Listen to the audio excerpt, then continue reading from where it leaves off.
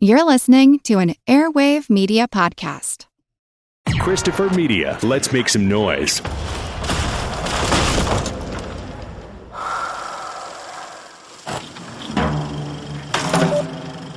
Jay can't afford. The Ernest Hemingway of the cinema. I just want to know what he represents. The man is infested with disciples. I'm the apostle. Just like me and God. How could you tell us apart?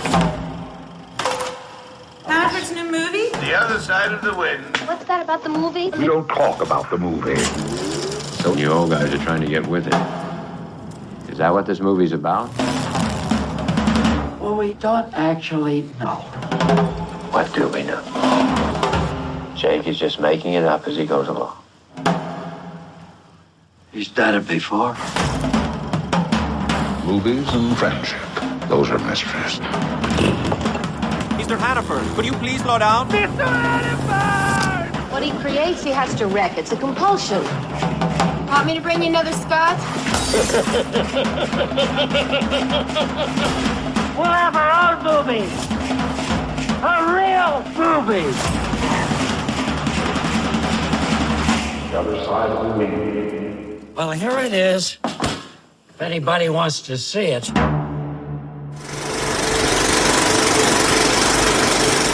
Welcome to the Projection Booth. I'm your host, Mike White. Joining me once again is Mr. Ken Stanley. Mike, it's great to be here. Thanks for having me back. And I have to tell you that usually I'm invited by people to stop talking about Orson Welles, so this is a rare treat.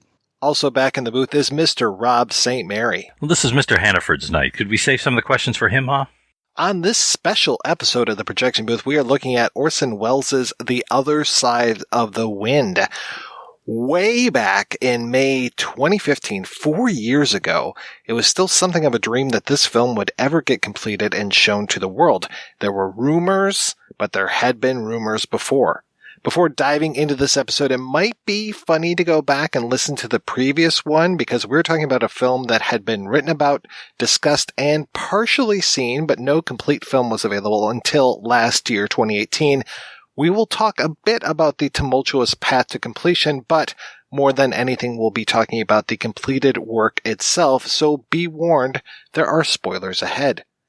I can't start off with my customary question about when you guys first saw the film because no one could see the film until 2018 when it showed up on Netflix, unless you were one of the lucky folks who went and saw it theatrically. I missed the Blink and You'll Miss It run at the Michigan Theater, and I'm curious, did either of you guys happen to see it at the Michigan? I did, and I gotta beg to differ with you a little bit because I'm a big Orson Welles fan, as I indicated earlier, and so I recall seeing the clips that were shown. I didn't see the whole thing until it dropped last November, but over the course of the years, I'd seen roughly 70 plus minutes of Other Side of the Wind material. So in that regard, I was kind of prepared and I kind of knew what to expect. I did see it in Ann Arbor. It was an uncomfortable experience. I had already seen it on Netflix previous to that. It was the following week that I saw in Ann Arbor, and it wasn't the big screen. It was a mezzanine, so 6 times the size of my television set, so it wasn't that big of a deal. And I had to pee halfway through it, and it was just a mess. It wasn't a great experience.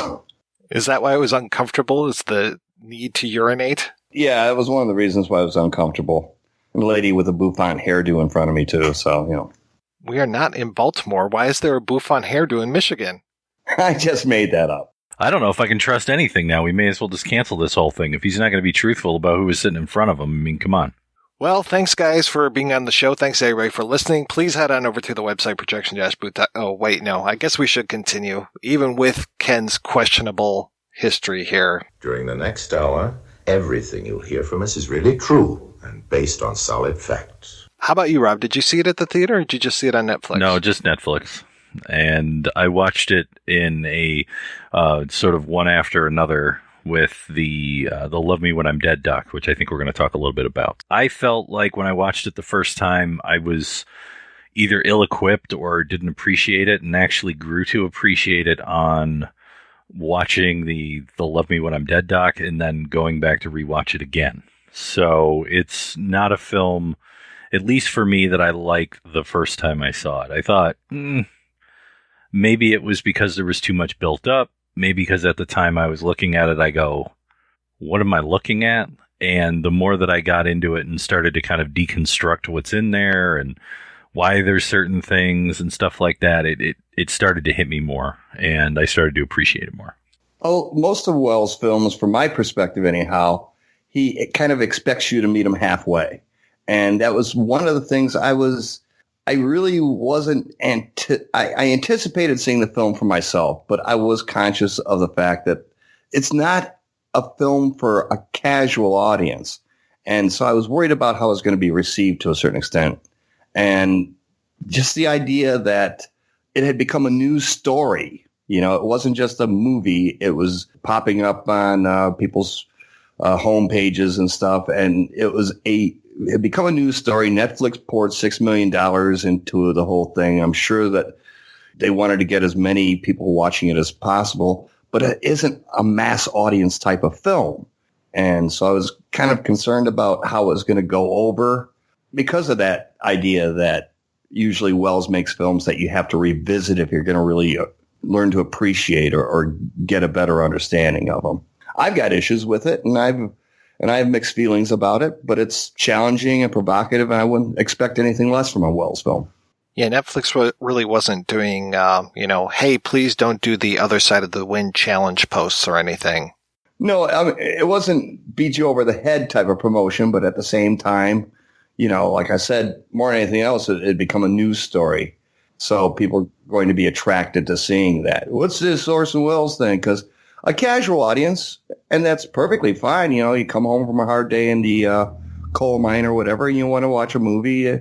All right, I've done my job. I've sat down. I've turned on the TV. Now you make me feel good, and this is just not that kind of a film. No, and if I ever have one complaint about Netflix, it's that they don't necessarily advertise stuff enough or the right way, because I will hear about things months after they're on, and then people will start to talk about it, or they just won't. And there's just recently watched an episode of Red Letter Media where they're talking about a movie, and they're like, yeah, just happened to find this on Netflix. It was actually pretty good.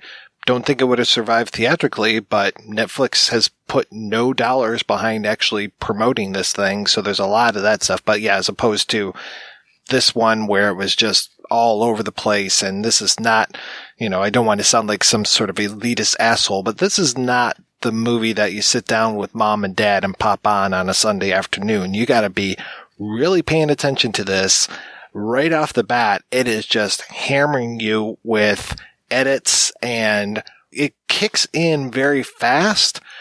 But like other Orson Welles films, they are talking about a character that you don't see for the first, 13, 14 minutes or even more. It's just like over and over and over again, we're hearing about Jake Hannaford, and we don't really ever see the guy until we're already into the film. And it's like, oh, okay, this is who you're talking about. And if you don't necessarily know the gist of this, like you, me, and Rob, we're coming to this already prepared for a lot of this.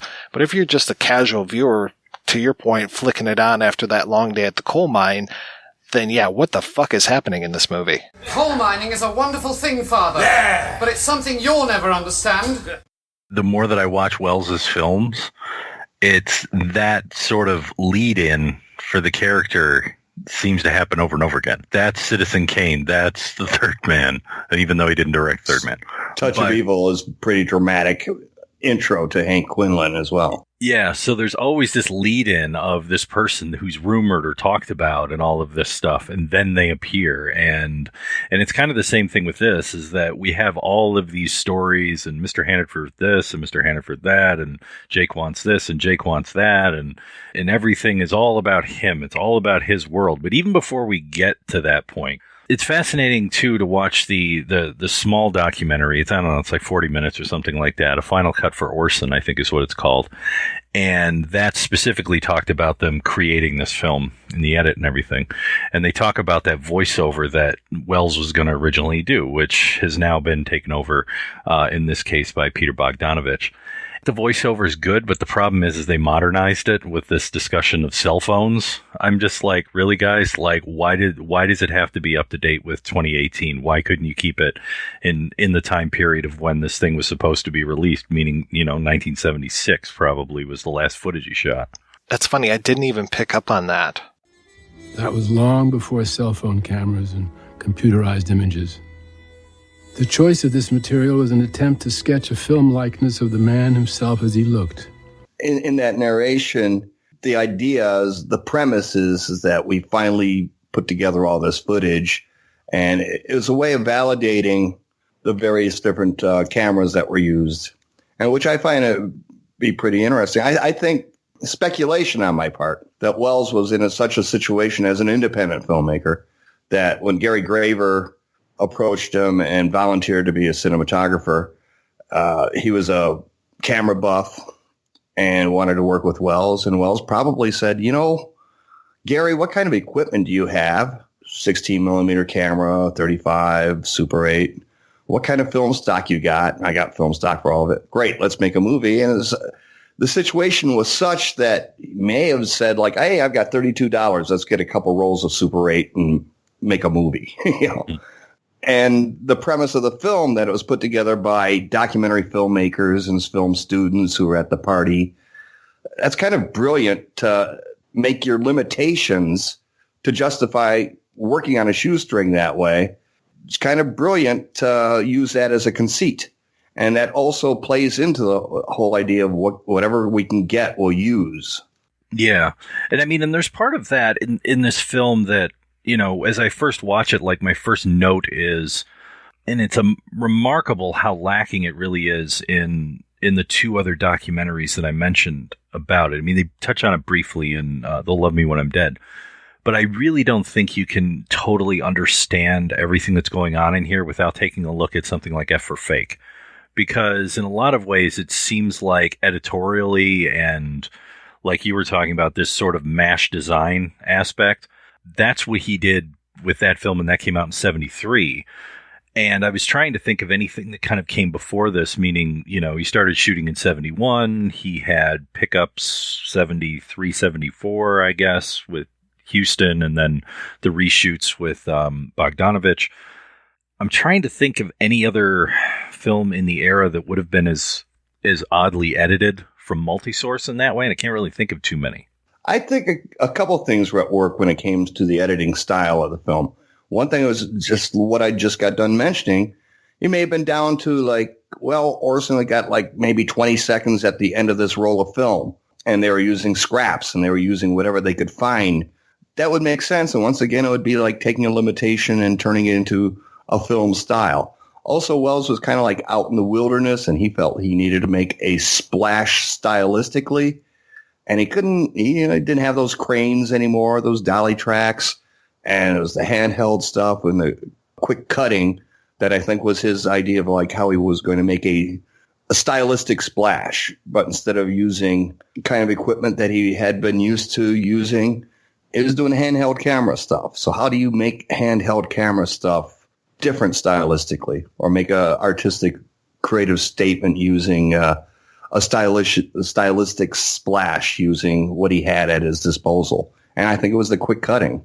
The other aspect of that, too, is it's a way to frame out the difference between the film that was shot on the studio, meaning this sort of Antonioni parody, which I think he's probably referencing Zabriskie Point, and all of this stuff of the documentary. So there is such a definite contrast between the two that there's no mistaking when he's cutting to the film that Hannaford's making.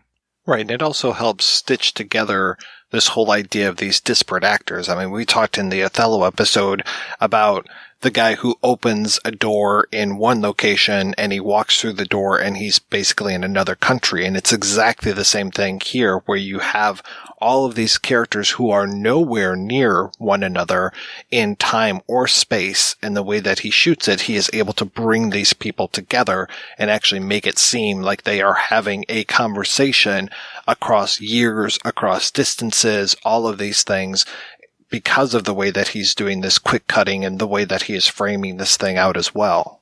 The other thing that I like about the editorial in here, sound-wise, is how at the party there's people finishing each other's sentences.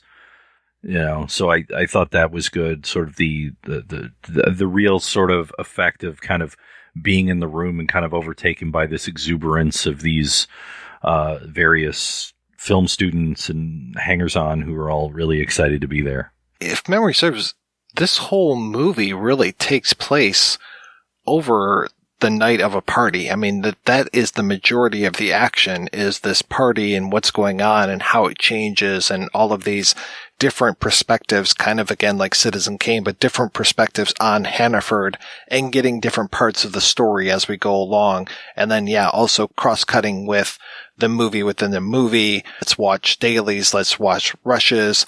This guy's watching this over here. So we're able to piece together that movie as well as seeing these other bits all told through this party stuff. The movie within the movie is supposed to be, it's deliberately enigmatic and elliptical, but in a way, so is the rest of the movie. The idea that this is thing that's standing out as something separate is supposed to be this oddity or whatever, when within the context of the film, it does break things up pretty nicely. It gives you a certain amount of relief, all the quick cuts, and then there are longer takes in the film within the film as a different environment. It's contrast. It doesn't play as being any less or any more unusual than that which is surrounding it. I think there's basically only really 8 scenes, 8 settings. It doesn't travel around the world or anything. It's at the party, the film within the film. You can break it up, say some of it's in the backyard, some of it's in the screening room, some of it's in the living room. But there really isn't. There's a party going on, and through the course of that party, we get to the crux of the major relationships in the film. Plot-wise, story-wise, and all that, there really isn't a lot to it. Individual interrelationships between the people, that's where the crux of the matter is. Mm-hmm. But in terms of story, there isn't much one to speak of. The thing that was interesting for me on this time of watching it, taking notes, knowing that I was going to talk to you guys, the first line that Hannaford says is, "I need a drink." So I thought that was good. But the thing that's interesting with his character, and I was thinking about this in multiple ways in terms of his name, there's been a lot of discussion of, well, is he Hemingway? Is he Wells? Is he Houston? The other person that I thought of who died in a car wreck who was considered a macho type guy was maybe Jackson Pollock. I was thinking about the last name. Now, it's a slight different spelling, but I think that maybe Wells would have probably known this given his interest in magic. And there's actually one of the oldest circuses in the world that dates back to the 1600s is called the Royal Hannaford Circus. So the idea of this circus around him, I think maybe may have been a slight notation as well, because I can't think of anyone with the exact same name as the Houston character in here.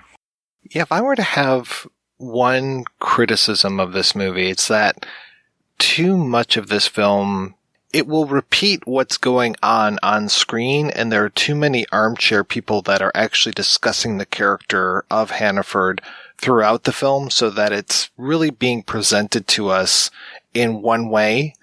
And I particularly think of the Pauline Kael type character that Susan Strasberg plays, Julie Rich. It seems like about once every 15 minutes she will stop and say, oh, he has this issue and he seems to fall in love with his leading men, and there's this, overtone of homosexuality. And she just seems to be telegraphing stuff to us too much, where it's just like, okay, I kind of am already picking up on that. I appreciate you checking in on me and making sure that I'm okay, but I'm really getting this. It's all right. Men are the subject of his films, and whoever the man is, naturally he's got a girl, right? And whoever she is, somehow, finally, Hannaford seduces her. He has to possess her, because it's the only way that he can possess him. This is not Wells' final cut. They worked, there was a 3-hour rough cut from which they worked. I do think that anyone who loves Orson Welles, and the people who worked on the film loves Orson Welles, they love Orson Welles, they would probably err when it comes to editing the film. They would err on the side of inclusion as opposed to exclusion, because that was part of the man's legend, is that he had all these movies mangled by other people who were taking out large chunks of films. So I'm thinking that they were very sensitive about what they were working with and how to give it weight. Personally, I would take out 15 minutes. The movie drags for me at a certain point, and I would do that myself. And I don't know whether Welles would have done it himself or not, but it's as much, if not more, of a Welles film than many of the films that did have large chunks taken out. But still, you can never say for sure exactly what he would have left in and what he would have excluded. And I think that we'll get a better understanding of that in the interview that's coming up that I'm looking forward to with Bob Murawski, the editor. It also makes me consider, at the same time as you were talking about, Ken, sort of people editing his things after death, the considerations involved in this, say, versus the considerations involved with Walter Murch's work on Touch of Evil. Well, at least we do know that that came specifically from a 58-page memo that Welles had written and given to Universal Studios, and says, well, if you're going to edit the movie and if you're have me fired and throw me out, please take these notes into consideration. When the restoration was done, Walter Murch did the restoration of that. He followed to a T whatever he could to restore the film to at least the 58-page memo version. Because, you know, if Welles had the whole thing to work with himself, that would have been different than the 58-page memo version. But Welles was reacting to Universal's cut. It's still so remarkable to me that he could just, I don't imagine he dashed that off, but that he had that recall to be able to do that. And I'm very positive that he had everything with this movie in his head. There were some things that were out there. I mean, you talked about those 70 minutes that you saw. I also saw a large chunk of this before going in. So that having seen that, I don't know about you, Ken, but having seen so much of this, having read so much about this, having talked to people with that previous episode, watching The Other Side of the Wind on Netflix last year was a bit like having deja vu. I just felt like, okay, I've seen all this before. There's a little bit of connecting things. There's that very unfortunate scene of the CGI mannequins that are getting shot. I really choke on that CGI stuff, but I'm just like, can't you really take mannequins and shoot those in a real place? But anyway, otherwise, it was just like, okay, I feel like I've seen this all before. That's not a bad thing necessarily, and that's definitely not everybody's experience. But for me, it was just like, all right, yeah, this is pretty much what I expected. You know, I didn't realize those mannequins were CGI'd until I watched that documentary. And then I go, oh, okay. My eyes must be getting bad. Really don't have that much problem with that. It's interesting to note that I think it was Bob Murawski who said something to the effect that the movie wouldn't have been able to be finished at all 10 years ago. That it required the new technology and recent technology in order to finish the film at all. Some things may have had to have been done just to keep it as close to Welles' vision as possible. Well, yeah, I mean, so much of the movie was just missing. I mean, so much of they never did ADR on this stuff. So, of course, if there's any flubbed lines or if there's tracks that are missing, yeah, forget about it. So it was a wonder. So I feel a little guilty for complaining about those mannequins being shot, but at the same time, I'm like, that could be a practical effect in my opinion. But anyway, but the rest of it, I mean, I didn't pick up on Danny Houston's voice overdubbing his own father. I don't know if I watched it like 5 or 6 more times if I'd be able to pick that up. I mean, you guys know me. I get really kind of sketchy when it comes to like ADR and stuff. So, but I was absolutely fine with that. I really enjoyed the way that it was put together. It was just occasionally there were times where it was just like, here's a signpost for anybody who's not following through with what's going on here. And that's what I was just like, yeah, like had to your guys' point, maybe if he had seen this and then said, oh yeah, I'm really kind of like hammering home the point, I should really like relax that stuff and trim that out a little bit. But at the same time, maybe it just was his emotional state at the period. I mean, granted, he's not around to defend himself, but, you know, when you hear the interviews of people like Bogdanovich who talk about Pauline Kael and how upset Welles was with her, maybe it was just something that he really just wanted to make her look like a shrew. It just, like, the character in here is great. It's a good role, but the character, you can tell that he just really kind of wanted to put the screws to Pauline Kael. It is, as much as he would have denied it, there's no mistaking. This is strictly autobiographical. And he had some axes to grind, and that's pretty apparent. It's one thing that sets it apart from the rest of his work.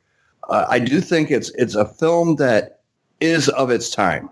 You can take and categorize the rest of his filmography as a director pretty simply. You know, Kane and Amberson's are sagas, rise and fall stories. They're about themes like power, and the themes that he created in all of his other films tended to be universal.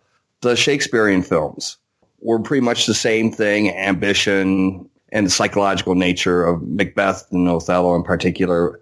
The film noirs were, you know, A Stranger, Lady from Shanghai, Mr. Arcade, and Touch of Evil. They were underbelly of society and corruption. The Trial with Lady from Shanghai and Touch of Evil formed kind of like a loose a trilogy of the law and morality and ethics and stuff. You know, these were universal themes. He was speaking to the world. But Other Side of the Wind seems to be about itself and about Welles.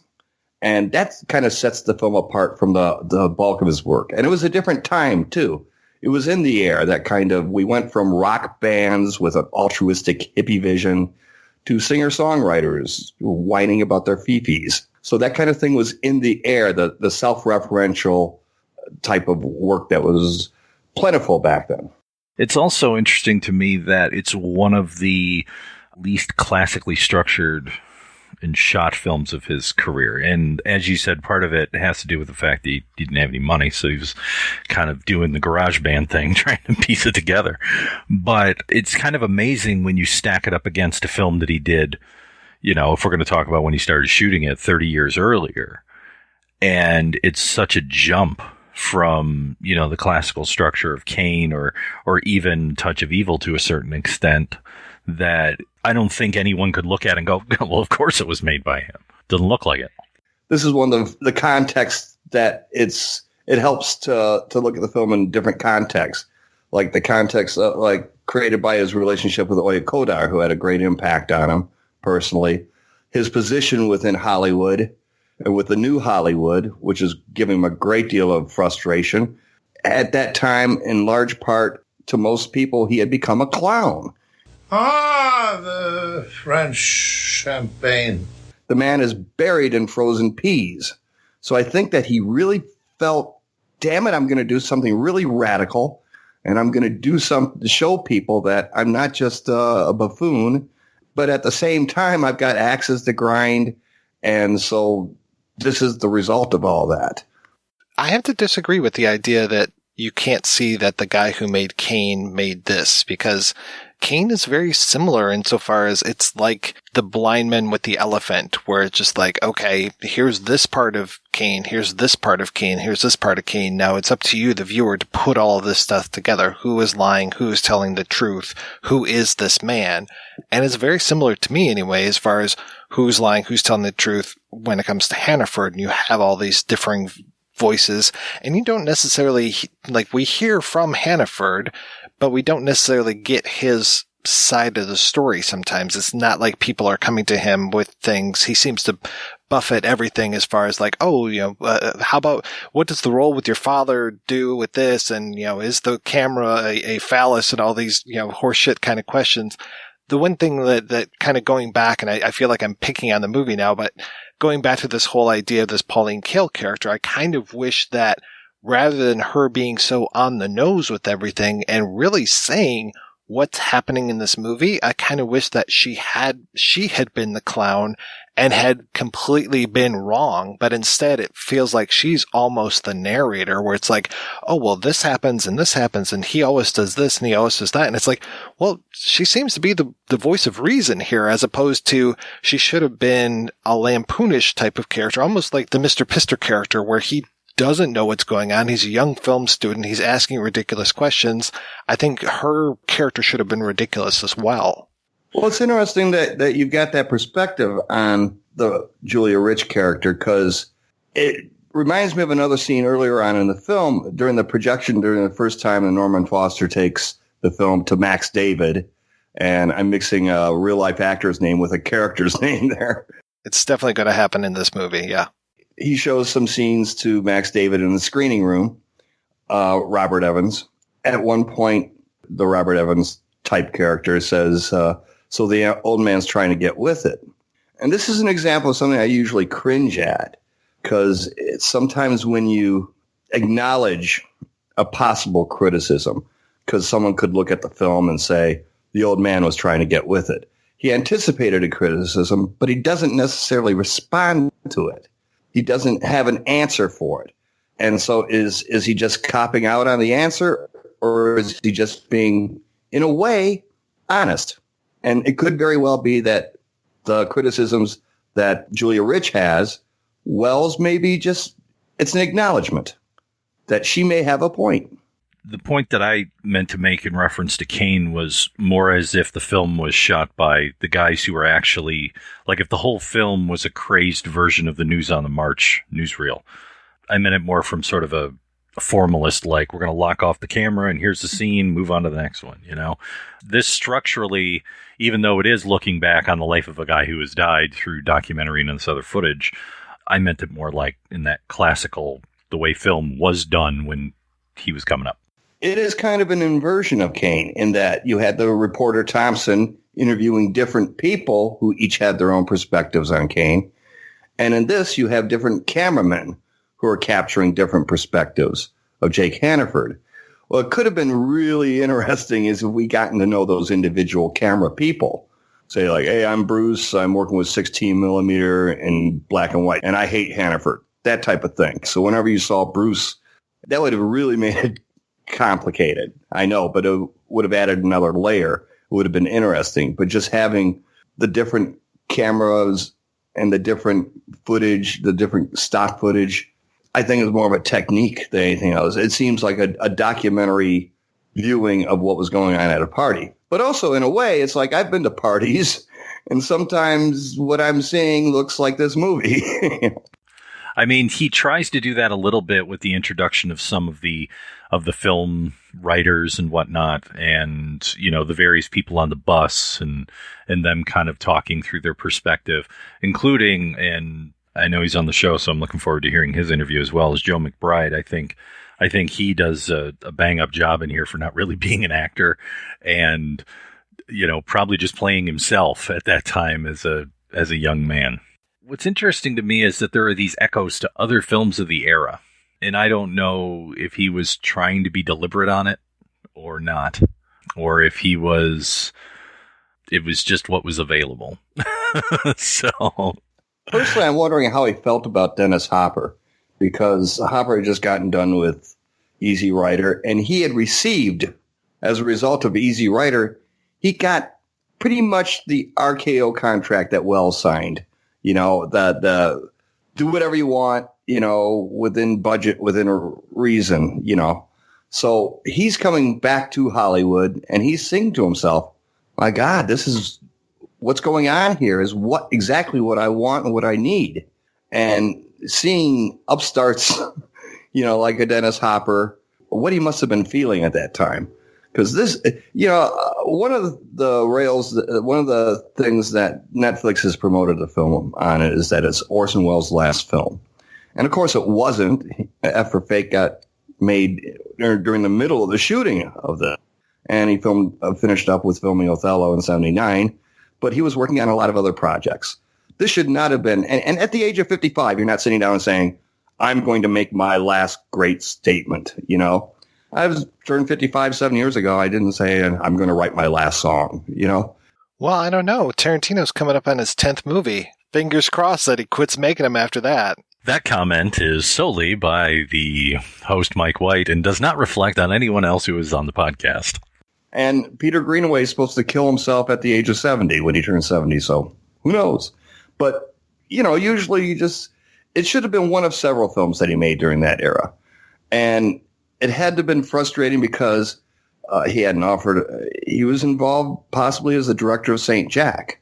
He was given a chance to write adaptation of Midnight Plus One, and it was inferred that he may be the director of that.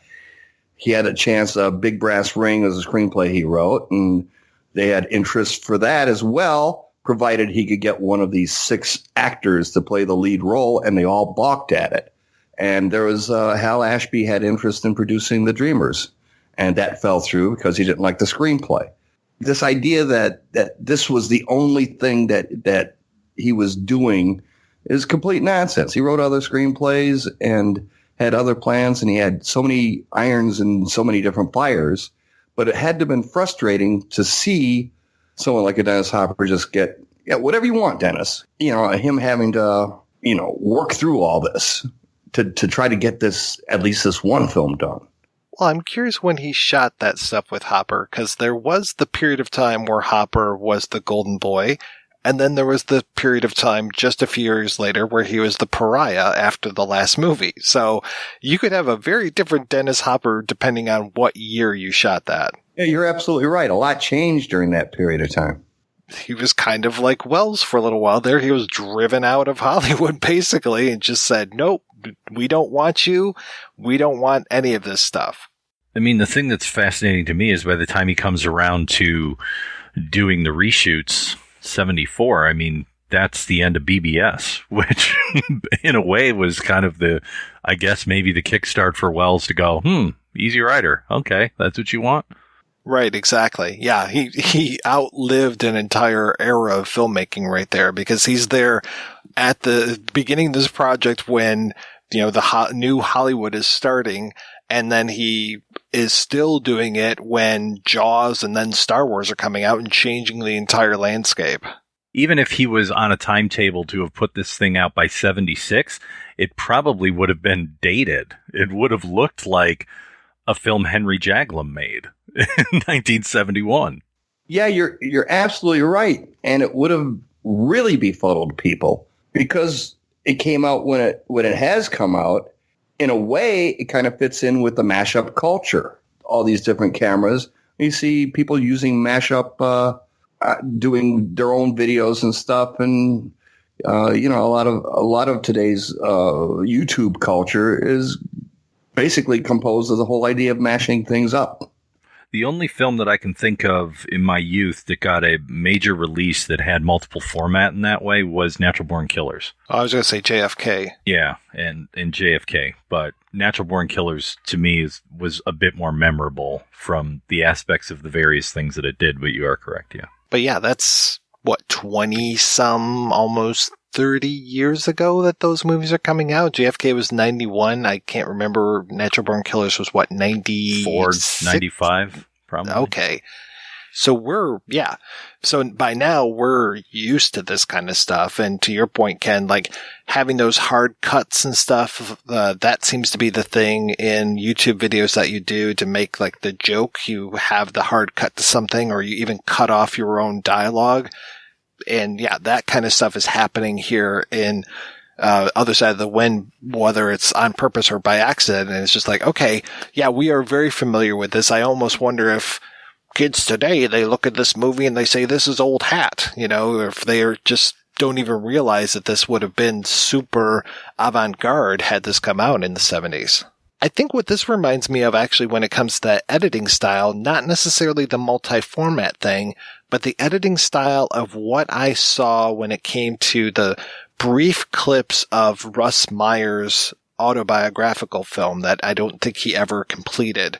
And then even some of Russ Meyer's editing techniques seem kind of similar to what Welles was trying to do here, because some of Meyer's editing was crazy, and that's what this was initially when I saw those early clips of Other Side of the Wind. I didn't know how he was going to hold it together because it just felt like we were on a really rocky road on, in an old jalopy, and any moment now we're just going to careen off the cliff. I'm surprised that we managed to stay in the car and stay alive until the end of this, which is more than we can say about Jake Hannaford. I think the editing, the shots seem to be longer the further along into the movie you get. At that point is when, if you're still with it, that's when things start to click. And I remember the first time I saw the film, once it gets to be steady, it takes on a kind of a somberness. I don't know whether that was deliberate or it's just the whole idea of a party unwinding. Things slow down.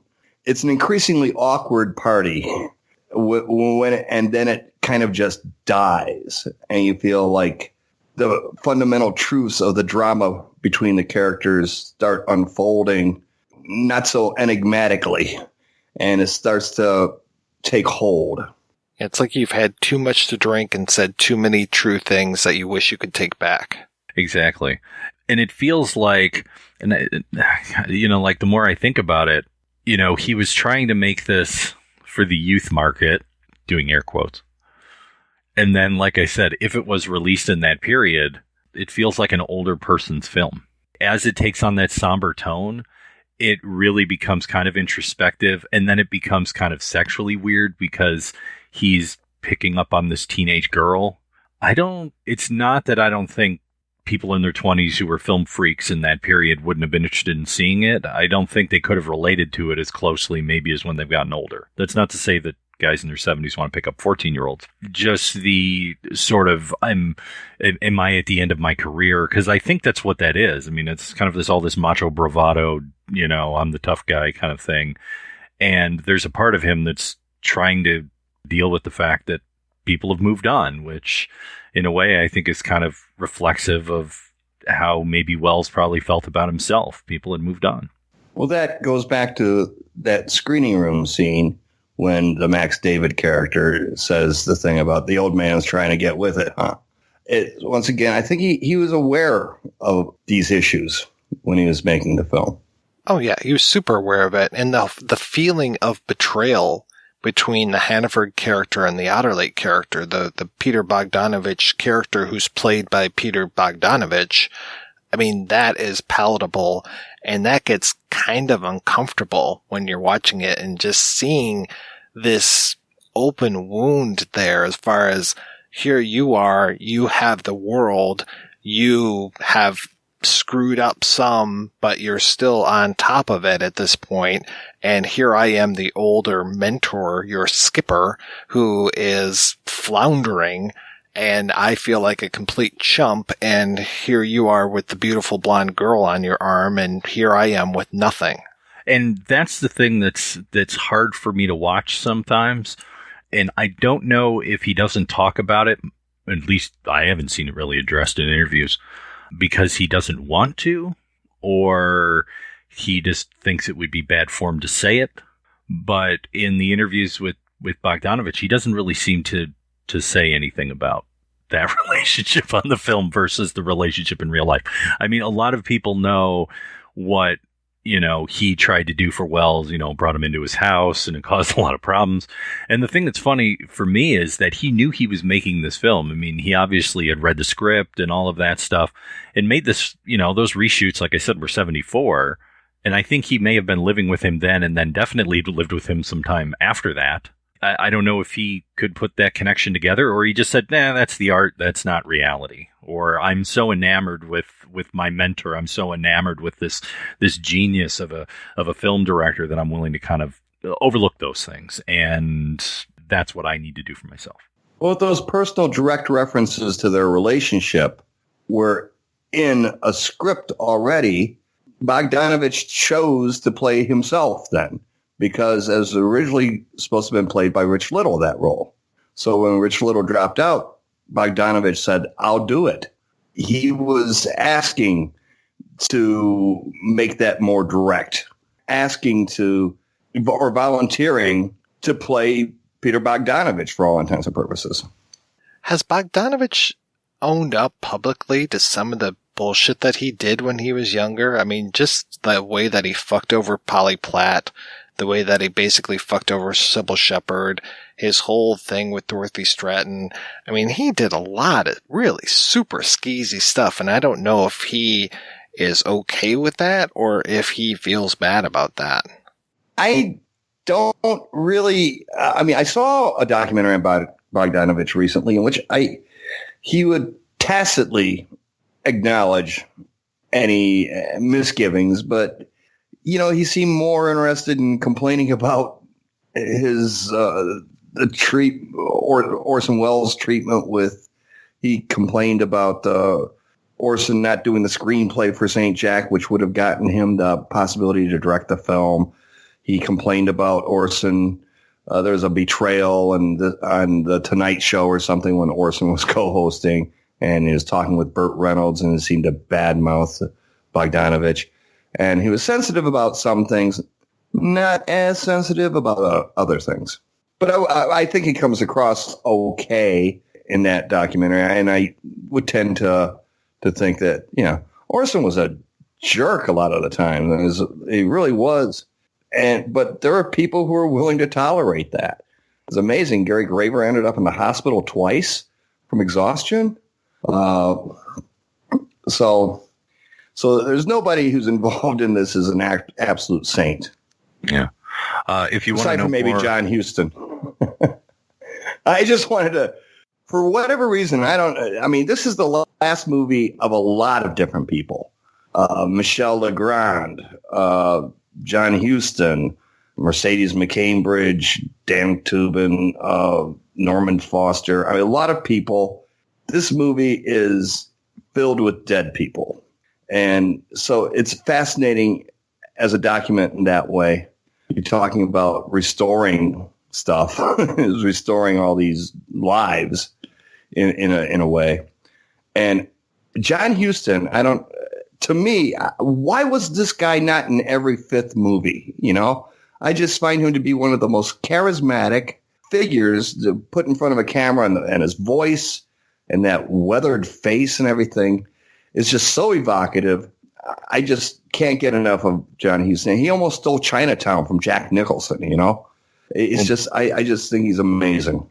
Huston's great in even bad movies like Myra Breckenridge. Or The Visitor. Yeah. But if you want to know more about the St. Jack saga, I would advise people to check out our episode on that, because that one is kind of fascinating as well, and also a good film. I really like St. Jack. All right, guys, we're going to take a break and play a series of interviews. First up, you'll hear from fellow Michigander Bob Murawski discuss the arduous task of editing The Other Side of the Wind. Something I kind of think the Academy should have recognized him for, especially compared to the editing of Bohemian Rhapsody, which took home the prize. Next up, we'll hear from one of the stars of The Other Side of the Wind, Mr. Pister himself, Joseph McBride. And last but not least, you'll hear from author Josh Karp, who we also heard from on our previous Other Side of the Wind episode. We'll be back with all of those right after these brief messages. Have a hunger for horror? A yen for Yelp yarns? Then give your blood-curdled bones a boon and tune in to Chronicles from the Crypt. Join sordid slime slingers Casualty Chris and Father Malone as they take on HBO's groundbreaking television series Tales from the Crypt. Here's what the rotting and rancid rabble are saying about Chronicles from the Crypt. Tune in to Chronicles from the Crypt. You have nothing to lose except your life. Hey, it's Rob St. Mary from the Projection Booth, and I want to tell you about a humble guy you might have heard of before. It's my podcast partner. His name's Mike White, and he's got a new book out. It's called Cinema Detours, and I just want to tell you that the guy is so humble that he won't even talk about it on the show. He won't even ask you to go to our website, projection-booth.com, or go over to amazon.com and pick up either the paper version or, the ones and zeros, the digital for your Kindle. He won't ask you to do that. That's how humble he is. But I think you need to do it. You want to know why? Because it's a great read, and especially with the movies that you've seen before, it's kind of like chatting with an old friend and having a good laugh. And as for the movies that you haven't seen, well, I got to throw a beat down on Mr. White, because he's now expanded my list probably another 100 films that I need to see. It's Cinema Detours. You can get it at Amazon.com. either in paper form or for your Kindle. And of course, you can always get more information about this book and the Projection Booth podcast at projection-booth.com. It's Cinema Detours.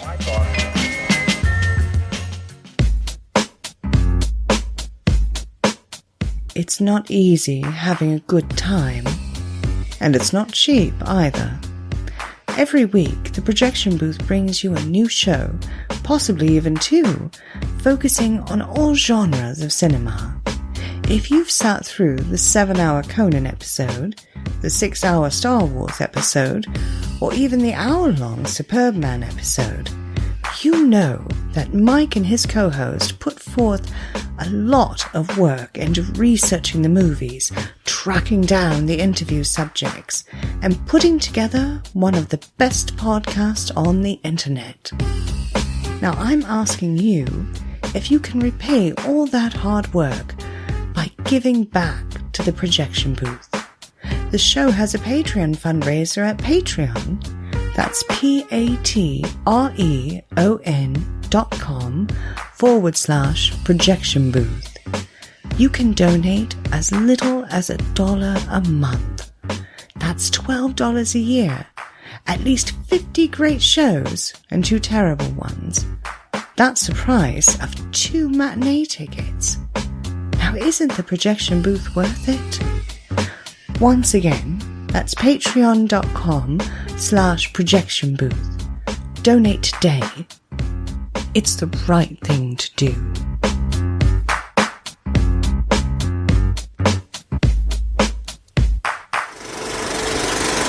Welcome to the interview portion of the show. Up first, we're going to hear from Bob Murawski. I talked with Bob for a long time, and this is just the section where we talk about The Other Side of the Wind. There is a bonus episode that is available, which is just about 45 minutes long, where we talk about kind of the early days here in Michigan, his work on Spider-Man, his work on The Medieval Dead, Army of Darkness, and even Ash vs. the Evil Dead. So there's a lot of great stuff in there. I highly recommend it. But for now, here's Bob talking about The Other Side of the Wind. So we fast forward 20-some years, and now you are Oscar-winning editor, Bob Murawski. How do you get approached to take on what I would think would be one of the most daunting tasks, maybe in the editing world? I mean, the only other editor that I can think of in recent memory is Walter Murch redoing Touch of Evil, and now here you are working on The Other Side of the Wind. What's that call like? The call was a call that I made. I think they offered it to Murch, and he turned it down. They'd actually hired another editor, this guy named Alfonso Goncalves, who had cut some Jim Jarmusch movies and Beasts of the Southern Wild and more indie, artsier kind of stuff. But I actually pursued the movie because I really wanted to do the movie, mostly because I was friends with Gary Graver, the cinematographer. When my wife and I bought a house in Studio City right after I finished Spidey 1, after living here a couple months, I discovered that Gary was living 3 houses down from us. And I was a huge fan of his because I'm a huge fan of exploitation films. And Gary shot hundreds of like these kind of drive-in movies, all the Al Adamson movies like Satan's Sadists and Horror of the Blood Monsters, and shot a lot of stuff like Toolbox Murders and all these like really cool 70s exploitation films. I mean, he was like the main guy, having this long career of shooting just like dozens of movies that I was like a big fan of. So when I met him, the first time I went into his garage, I saw that he had a big film rack of all these boxes that said Orson Welles production, Other Side of the Wind. I guess at like one point I had heard that he had like worked with Welles, but I didn't really understand the involvement of it. So I said, "You worked with Orson Welles, right?" And he goes, "Are you kidding?" He said, "I shot everything that Orson Welles made from like 1970 until he died in '85." He said, "I was Orson Welles' cameraman for like every one of his projects, including that movie Other Side of the Wind." Of course, I'd heard of Other Side of the Wind, but Gary had it in his garage, and so for a couple of years, I was always pestering him. I was always saying, "Hey, Gary, as soon as I finish, I think I was on Spidey 3 at the time or something. I said, when I finish Spidey 3, we got to get together. We got to, get that movie out, and we got to, get it done. We got to finish it, man. It's Orson Welles' last movie." Gary went, oh yeah, well, I knew he had been trying to finish it, and look, it was like more wishful thinking on my part that we could do that, because like knowing what I know about the movie now, it would have been so impossible, given everything I know about all the financial issues and all the legal issues, and the fact that the negative was like locked up at a vault in Paris and everything else. But I really just thought it would be cool to work with Gary on that movie and like get Orson Welles' final film finished. But then, sadly, when I was on Spidey 3, Gary had cancer, throat cancer, and it came back, and he passed away. And it was really sad. And I thought, well, geez, I guess I don't know what's going to happen to that Orson Welles movie, but I doubt if I'll ever get another chance to work on it. But then last year, I had heard that Netflix was reviving the project, so I really petitioned to get on it. First, I found out that this guy, Dove Samuel, who works with me as my assistant editor and has worked with me the last 5 or 10 years, had been hired onto the movie to organize all the film, all the footage. He called me one day and he said, "Hey, Bob, are we starting any movie anytime soon?" He goes, I have a job offer and I'm wondering if I should take it. And I said, well, I don't really have anything. I said, what's the movie? He goes, oh, it's this old movie, this old unfinished Orson Welles movie that, Netflix is financing the completion of it. And I said, are you kidding me? I know all about that movie. I said, you got to talk to those guys. If you're going to be on the movie, keep pushing me, get me on it. He goes, well, man, I'm sorry, but they've already hired this guy Alfonso. And, he said, I don't think you'll be able to get on, but he goes, well, he said, I'll let you know if anything happens. So last summer I was at my mom's place in Michigan in Port Austin, and I got an email from Dove saying, hey, that guy Alfonso dropped out of the movie. You should have your agent call the people, Frank Marshall and these guys, and try see if you can get on somehow. So I emailed my agent, and he set up a meeting with me and Frank Marshall and Philip Rimser, the other producer, and I went in and I just like laid it on really thick. I said I was friends with Gary and have a distribution company, and I do a lot of film restoration, so I really have a strong background in dealing with old stuff, and and I really hammered them really hard to try to get the movie. They seemed nice, but when I got out of the meeting, I actually felt like they thought I was too mainstream or something, because I knew they were going to hire this guy who had cut the Jim Jarmusch movies, and here I'd done all these big studio movies like the Spider-Man movie, so I really kind of psyched myself out of the job. I mean, I left the interview really super depressed, and I just really thought that they weren't going to hire me. But then the next day I got a call saying that they wanted to bring me on to do the show. So then was the part of actually having to do the movie. Well, I can't imagine the cataloging of the footage, because I've heard all the stories about how they would shoot this day and that day and 2 years later and 3 years later. The good news is that's why I got the job, because when all the footage came back from Paris, everything was in such a disarray, and there was so much stuff that it just took 5 times as long. Like everything on this movie took 5 times as long as anybody would think. And this guy Alfonso, the guy who they had hired, said, "Look, I can't wait anymore. I have to take another job. I've been waiting for a couple of months, and I've got another offer." And he said, "I still want to do it. Maybe I can, do this movie I'm going to do in New York and just work on the other side of the wind on weekends or whatever." And fortunately, they said, "No, that's not going to work out." But yeah, I mean, there was a huge amount of footage, and even when I got hired in August, I was ready to start right away, the next day. And they had such a tight deadline for getting it done because they were trying to get it done for the Cannes Film Festival, which was in May. I said, "Look, you guys, we need to start right away." And they said, "Well, we can't. The footage is in such a disarray. These guys still have to spend a couple more months even getting it ready so you can start cutting." I couldn't even start until, I ended up not starting until the end of October. It was super stressful because, I knew how much stuff there was, and I knew how complicated it was.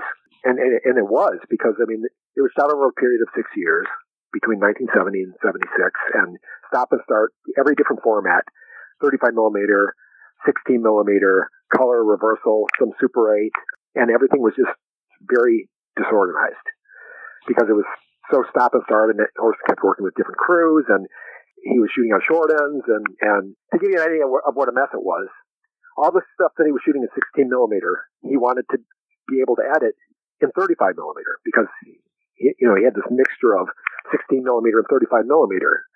So back then it's not like it was now, where now you just digitize everything and put it in the Avid and you can work. I mean, back then, in order for him to be able to edit 16 millimeter and 35 millimeter together, he first had to blow up all the 16 millimeter to 35 millimeter.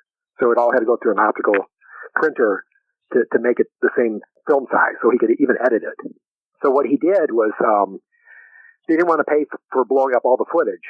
So what he did was, he went through all the reels of dailies and just cut out the pieces that he thought he might be using for the edit, building like, a select roll. So there would be like 3 or 4 different readings of each line and all the stuff kind of strung together sequentially. And then somebody had the bright idea, in order to save money, that they would just blow up that footage. So what they did was they had a negative cutter cut all the original negative to basically match the pieces that Orson had chosen. But in doing so, all the slates were cut off. So there was, the identifying slates at the beginnings of the rolls weren't part of the selects. So all that footage had gotten separated and pre-cut, and that's what we were working from. So if you can imagine, like, just trying to find anything, it was already cut into all these little pieces, and a lot of it wasn't identified, and it was just it was chaos. And he was working with these non-professional crews who didn't even have a system for slating things properly when they were shooting.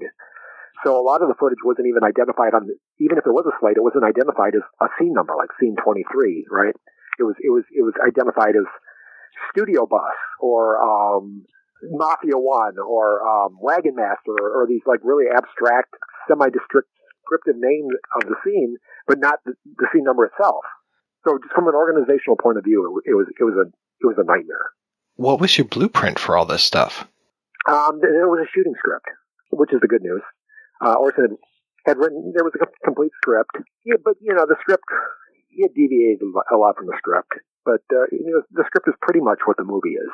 But then as he shot over a many-year period, he would shoot things and reshoot them and change things and do different versions, and a lot of that was never really documented. Before I started, I received the most recent version of the script, which was, I think, dated 1975 or 6. But I really wanted to see, like, earlier versions to see where things came from, and all the old versions of the script and all of his paperwork for the movie was actually at the University of Michigan Library in Ann Arbor, your alma mater. So they have the whole Orson Welles library, archives in their library. So we sent a researcher to go pull like anything that they could find on Other Side of the Wind. So I got all these scans of like 10 different versions of the script and all of this Orson's paperwork from the time and all of his memos and notes and letters to the editors who he was working with. But I mean, even though I went back and read all these different drafts of the script really didn't change much. So he shot a lot of things and changed a lot of things, but it never really got documented into a new draft, unfortunately. So a lot of it just required looking at it, then trying to figure out what the intention was. Just saying he was unhappy with, the way that dialogue was delivered by this person, so he brought in a different actor to do that line, or maybe he just had a buddy of his who he wanted to give a line to, so he took one of the lines from another character in the scene and gave it to this other guy. Whether he intended to use it or not, I mean, that's another story. But Orson was a guy who just always liked to just keep shooting. If he had an opportunity to work with somebody that he wanted to work with, or a location, he would just get a crew together, get Gary Graver together and a couple of guys, and just go shoot it. It was a really fluid process that he had when he was making this movie, and it was almost shot like a student film. Real indie style, skeleton crew, like a indie film in the truest sense of the word. Mostly self-financed and just really run and gun kind of shooting. And that's the thing. There was a lot of footage. I mean, we had over 1,000 cans of negative, and I think it was about 96 hours of footage. But because it was Orson Welles, I mean, a lot of it, there were multiple takes, so a lot of take after take after take after take after take, trying to get something right. Either like a cool like camera move or rack focus shot, in the film within the film stuff, or sometimes it was just getting a better reading from the actors, he was working with a lot of professional actors, but he was working with guys who, weren't necessarily actors, like Norman Foster, who was primarily a director, had directed Journey into Fear and had sort of a long career as a director, but as one of the co-stars of the movie. And, Orson really worked with him a lot to try to get the performance correct, just subtle nuances for each line and facial expressions and things like that. So, for me, one of the most exciting parts was to actually watch the dailies and hear Orson direct the actor and really hear his process and how he would, in a real elegant, subtle way, get the performance that he was trying to get by shooting take after take after take and really, fine-tuning that performance. So do you hear him say, that's the one, or are you making the decision to say, that's the take? Sometimes he would say that, but sometimes you could tell he was saying that because he was just frustrated, wanted to move on sometimes. So maybe like an earlier take was better.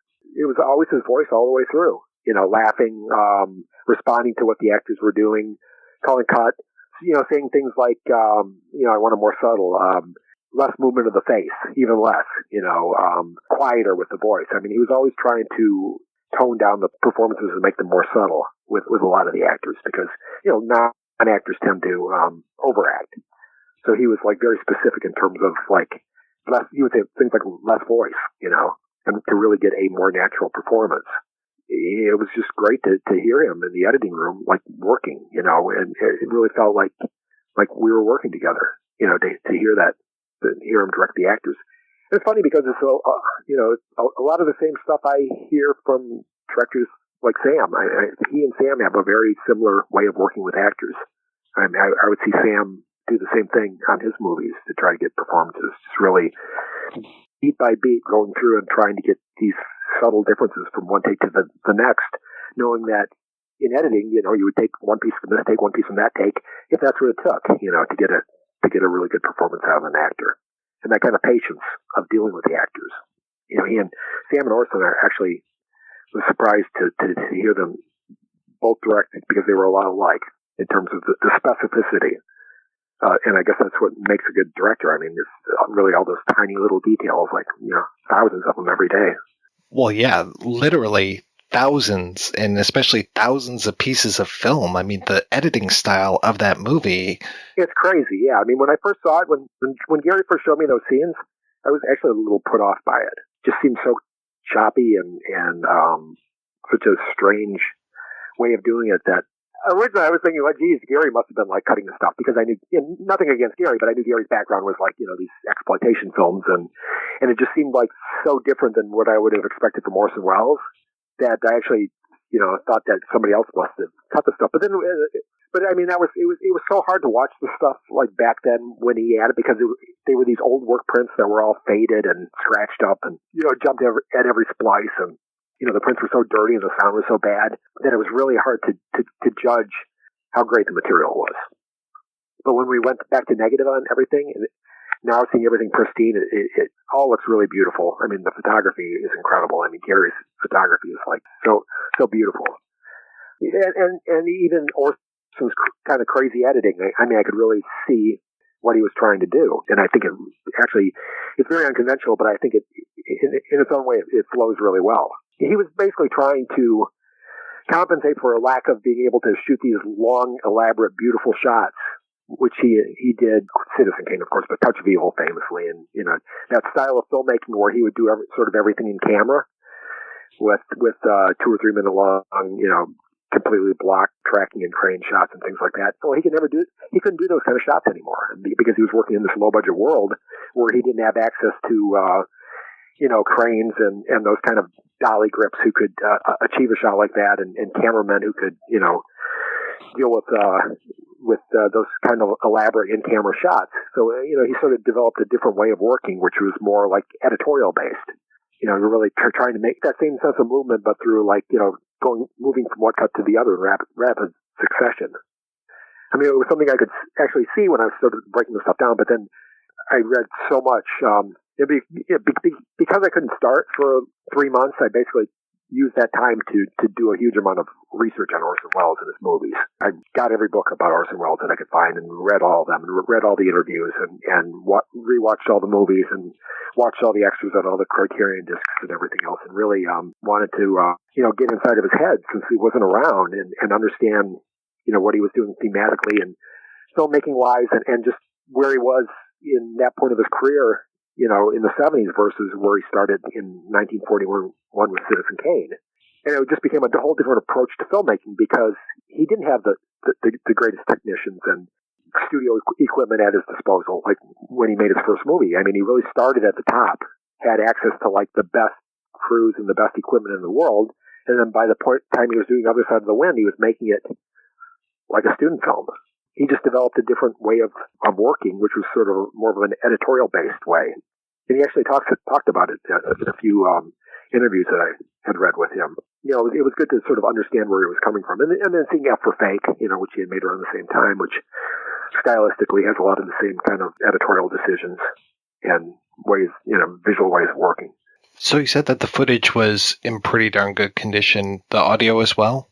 Well, the footage was because it had been stored in a lab in Paris for 40 years, it was actually in remarkably good condition. There were still some things that were problems. I mean, some of the footage had not been stored as well. It was with Oya Kodar in Croatia, some of the later stuff, and it had been stored improperly. That had mold and vinegar syndrome and stuff like that. But for the most part, yeah, I mean, the negative was beautiful, aside from being like pre-edited, and having the slates cut off and chopped up. But it was really clean and it was like pristine. But the sound, we're not so lucky. Most of the original sound recordings that were recorded on set, the 1/4-inch Nagra tapes, were lost at some point. We still haven't found them. We don't know where they are. I mean, part of the problem was that nothing was ever marked Orson Welles or Orson Welles production or even Other Side of the Wind. Everything was always labeled with like Gary Graver Productions or GG, because he didn't want people to know that it was an Orson Welles movie, because he was just trying to keep a low profile and keep the costs down. So they never really put his name on anything. And even when they were shooting, I mean, when they would get permits, that somebody else would get the permit, and they would keep reusing the same permit over and over again because it was so low budget, or they would shoot without a permit.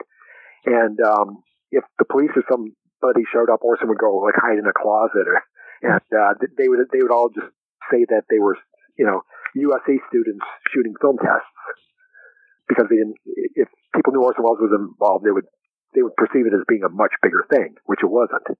So, I mean, but that really hurt us, because like the sound at some point got lost, and it was probably left at some facility, some transfer house, to get transferred to MAG or, whatever, when they were editing. In the 40 years since, the place probably went out of business decades later, and then somebody saw this stuff that said, GG Productions or Gary Graver or whatever, and didn't think the stuff was valuable. If it would have said Orson Welles, they would have held on to it. But, if the place was going out of business, it probably just got tossed. We didn't find most of the sound. Consequently, our source for most of the sound were like 3rd or 4th generation dupes, like work track, magnetic film work track that Orson had been using for editing, which was all chopped up and scratched up and dirty, or old videotapes that had video transfers of some of the edits.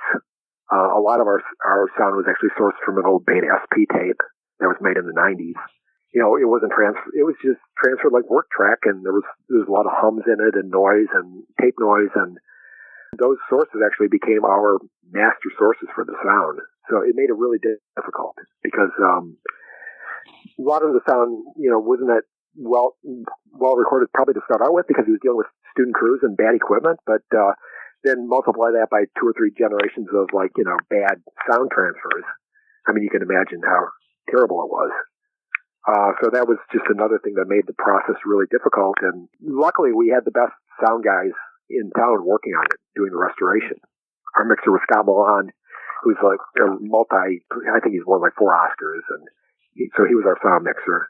We had a guy named Daniel Faxlett, who was our sound supervisor. Between the two of them, they just, it was a labor of love for everybody. So no one was getting paid hardly anything, but everybody wanted it to be perfect, because it was Orson Welles. So they really did a huge amount of work cleaning up these really bad tracks, trying to salvage the stuff. But, it made it tough for me editing-wise as well, because a lot of things we couldn't find, so I was having to edit a lot of it without sound, because we didn't have the original tracks at all. All I had were work tracks that may have not even been the same take that I was looking at. So a lot of the footage I actually had to edit silently, even if it was dialogue, and learn how to read lips. And then try to find that track somewhere else. We had access to all the old work trims, from when Orson was editing. We had all of his work picture and work track, but everything was in a real disarray. Everything was chopped up in pieces. And so I had a friend of mine, a guy named Paul Hart, going through full time all the rolls of film and mostly the soundtrack, just trying to find words and pieces of words and sentences and missing sound for all these scenes. So it was just another part of the job that really made it a job that was already difficult. It made it even like 5 times more difficult because, we just, sometimes we didn't know if we would ever find it. Some lines we never found, and we had to bring in sound to life, because usually when you're finishing a movie and if there's a problem with the audio, you can bring the actor back, to get into a booth in the studio and re-record the line of dialogue. But because this was a movie that was made over 40 years ago, most of the actors were dead, of course, and the few that were around their voices had changed too much. Peter Bogdanovich was still around and has a lot of lines in the movie, but his voice sounds so different now than it did back in 1974 or whenever it was. We had to hire impersonators to. We auditioned a lot of people. We gave them examples of dialogue from the movie, and they would practice and I would pick the dialogue. There's companies that have like loop groups, and there are groups of people who can fill in like background stuff in movies. So we reached out to all the loop groups and said, hey, we really need impersonators who can listen to this stuff and really do a really super accurate impersonation of this character on screen. Be it Peter Bogdanovich or Norman Foster or Mercedes McCambridge or Cameron Mitchell or any of these guys. I mean, the one we got luckiest with was John Huston, because we had his son Danny Huston, who's an actor, and Danny is able to do this like incredible impersonation of his father. So we brought him in, and he actually recorded like pretty much everything in the movie, impersonating his dad. But it's funny because when you hear it, the impersonation actually sounds really good because he can really imitate his dad and he can do the cadence and everything. But he still doesn't have that voice that was like abused from years of like whiskey drinking and cigar smoking, so there's definitely a difference. But we always knew that we just wanted to try to use it sparingly wherever we absolutely needed to. So we really tried to find stuff, tried to clean it up as much as possible. And sometimes we still got stuck having to use a word here or a couple places, a full line because we couldn't find anything. But I would say for the most part, 95% of it is the original production sound, and it's really the work of the sound crew that made it happen. Because I mean, I just think I think a few years ago, maybe it wouldn't have even been possible to finish the movie because of the technology that we were using now to actually fix up the stuff and restore it. A lot of it was beta versions that didn't even exist a year ago. It was a huge process from like every angle. I mean, creatively, technically, I mean, it was just it was a tough job. Well, it sounds like not just one jigsaw puzzle, but like a second jigsaw puzzle laid over it that had to match up exactly as well. Yeah, and where you didn't even know what the puzzle was, what it was supposed to be, sometimes. Because like I said, some of the stuff wasn't even documented in the script. So it was always a matter of like figuring it out and just figuring out what the intentions were of all these reshoots, because he kept shooting and reshooting. And like I said, sometimes I didn't even know why he was reshooting something. And he may have just been shooting it because he wanted to try something different, but whether he would have used it or not is another story. Some things were pretty clear, but it was always trying to figure out the intentions of this footage that was a lot of which was undocumented. Going through his papers, I mean, that was the thing. We really found a lot of paperwork at the University of Michigan Library and in the Orson Welles archives. And a lot of letters and things written to people about the movie, to his editors and things like that. And we were always looking for that, like the 58-page manifesto that he wrote about Touch of Evil. where he really went through point by point and talked about what he wanted to do. We never found anything like that. There were a lot of letters to telegrams and things to his editors working in Paris and things like that. But it was always like technical stuff. It was always complaining that they were building the reels too large, or things were out of sequence, or he didn't like the way they were making the splices, or, just petty, technical complaining, but never really anything that was about the intention. We didn't find anything. And then I thought, well, really, why would we? He was always planning on editing the movie himself. He wanted to edit.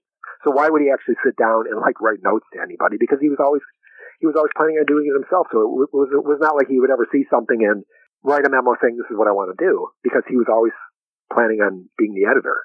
So that was that. It would have been surprising if we had actually found memos about the artistic intent of scenes.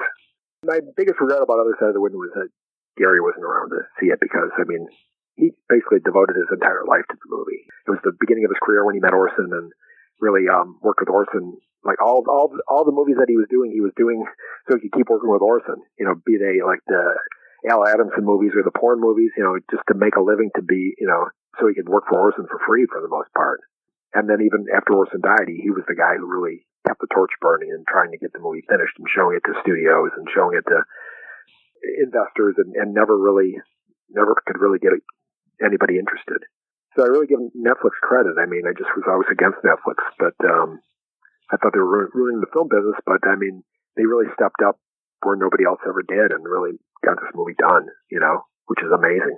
You said you're doing this for not a whole lot of money, and obviously this is taking a whole lot of time to put together. Even though there was that tight deadline, did you have to step away from any gigs or put stuff aside? Yeah, and basically, on this movie, I was working for a rate that I haven't worked at in over 20 years. It's like I've never really picked my projects based on money anyway.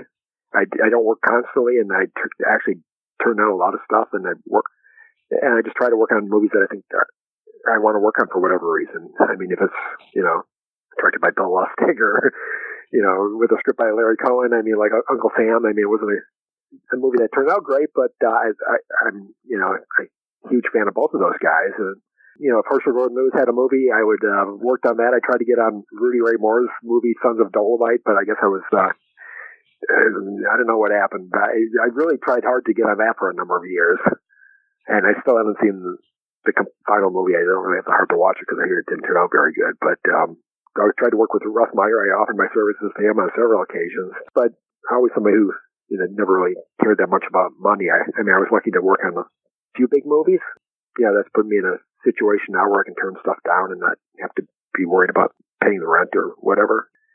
I have low overhead. So, but yeah, Other Side of the Wind, frankly, they paid very little, but in reality, I probably would have done it for free. And if I had done it with Gary, it would have been just working on it.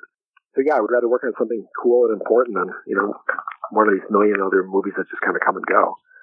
And, when I'm not, if I'm waiting for something else, I always have the grindhouse stuff, to work on in the meantime. It's basically been a hobby, but, something to work on between shows, and work on movies that I really care about.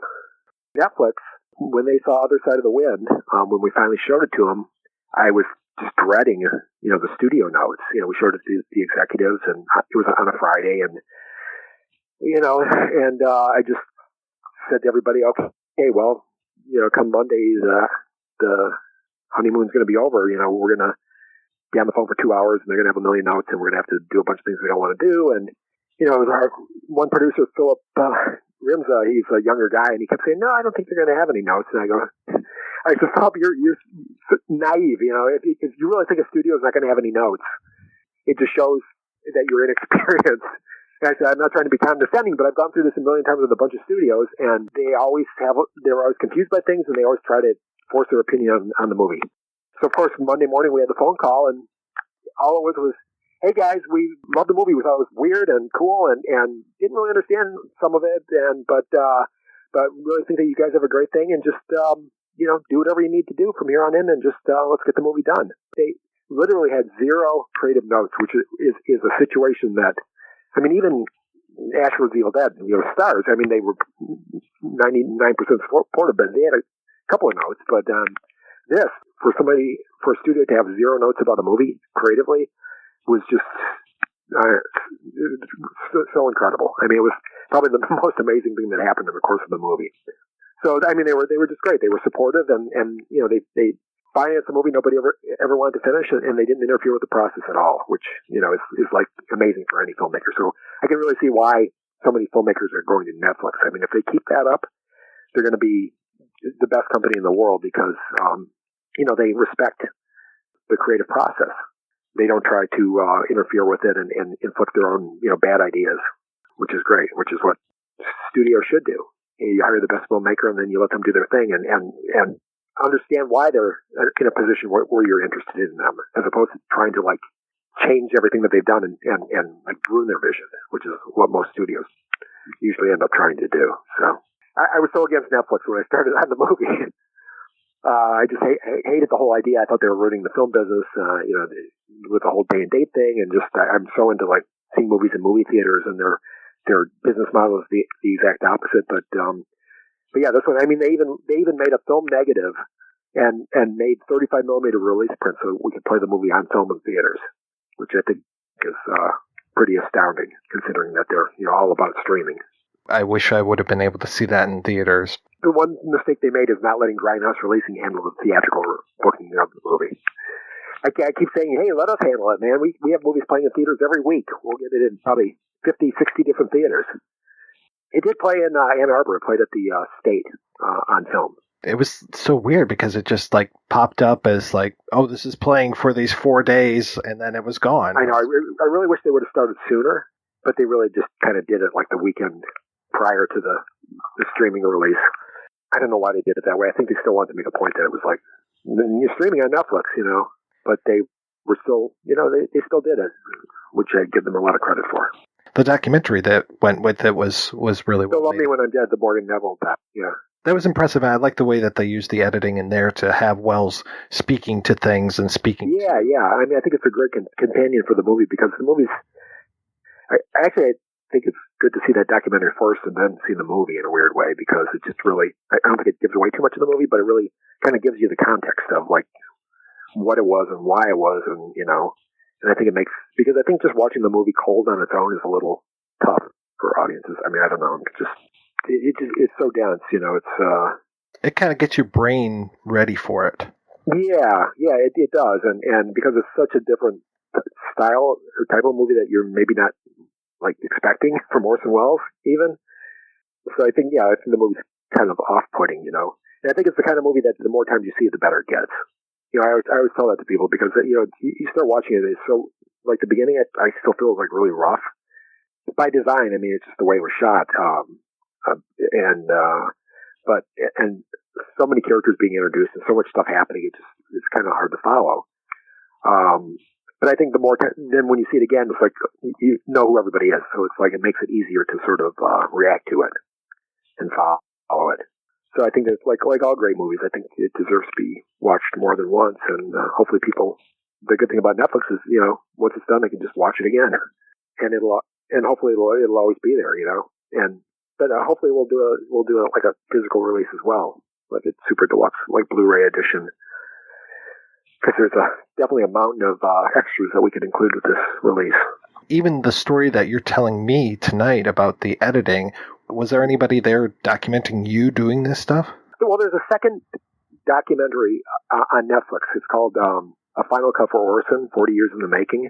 And it's a documentary that Frank Marshall's group made about the finishing of the movie. So Morgan Neville's documentary, They'll Love Me When I'm Dead, is about everything like involved in the making of the movie up till the point that Orson died. But there's a second documentary that's about all the work that we did starting last year until the movie got finished. God, I feel like an idiot. I didn't even know about that. Yeah, it's called A Final Cut for Orson, 40 Years in the Making. It's really hard to find because you have to go on the main page for Other Side of the Wind and click on more trailers, which makes no sense, but apparently one of the problems with Netflix is they only have like a one interface fits all for all their movies. So they don't really have a button for like featurettes or anything because I don't think they really do them. But it's a really cool finishing of doc. that's kind of goes through all the stuff I've been talking about and all the problems and things that happen. And that basically we needed to deal with to make the movie finished movies. So it's cool. But yeah, there was quite a bit of stuff shot with us, working on the movie. They were always planning on doing this finishing up doc, and then there's just a ton of other material, deleted scenes. The character that Peter Bogdanovich plays was originally played by Rich Little, so essentially the entire movie with him appearing in that part. Every one of those scenes, he basically shot out the entire movie, and they reshot everything with Peter. So all that exists.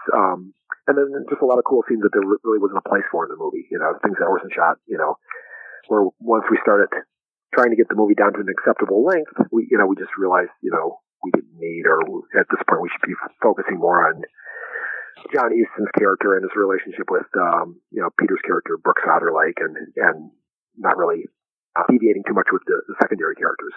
They're just the kind of stuff you do when you're making a movie and trying to focus the narrative. So, we always knew we wanted a movie to be under 2 hours, because Orson always wanted his movies to be under 2 hours, which to me was like liberating, because we didn't feel like we had to have everything in just because Orson shot it. I always knew he had this attitude that he just wanted to be like really tough with his movies when he was editing them.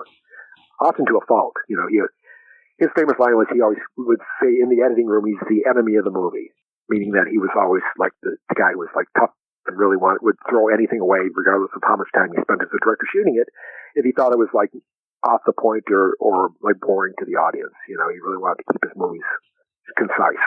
And I actually think that if he had edited the movie, I think it probably would have even maybe been like 10 or 15 minutes shorter. But, of course we always erred on the side of keeping it a little longer, because it's just for historical reasons. Yeah, I mean, you can't be too tough with something that Orson Welles shot, He would have. That doesn't mean that we had to. I think I would, if left to my own device, I think I would have made a few things a little shorter. But everybody had different opinions. I working with Peter Bogdanovich and Frank Marshall and Philip, the other producer. All of us had different things that we liked and wanted to protect. And ultimately, it's like, it's an Orson Welles movie. We should keep that in. If somebody likes it, we should keep it in. Yeah, and those guys have made a couple movies, so yeah, of course, yeah. So I mean, to be working with Orson Welles is incredible. In a movie that stars John Huston, but then to be working with Peter Bogdanovich in the editing room, I mean, it was like once in a lifetime experience.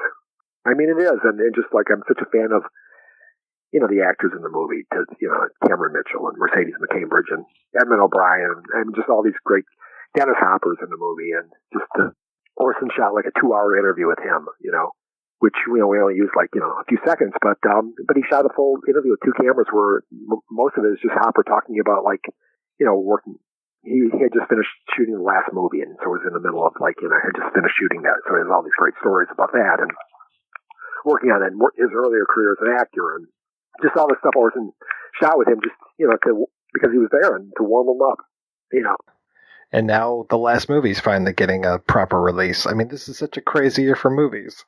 A movie that people thought kind of single-handedly like destroyed Hollywood or whatever, however they exaggerate. But yeah, there's a lot of cool stuff in that movie.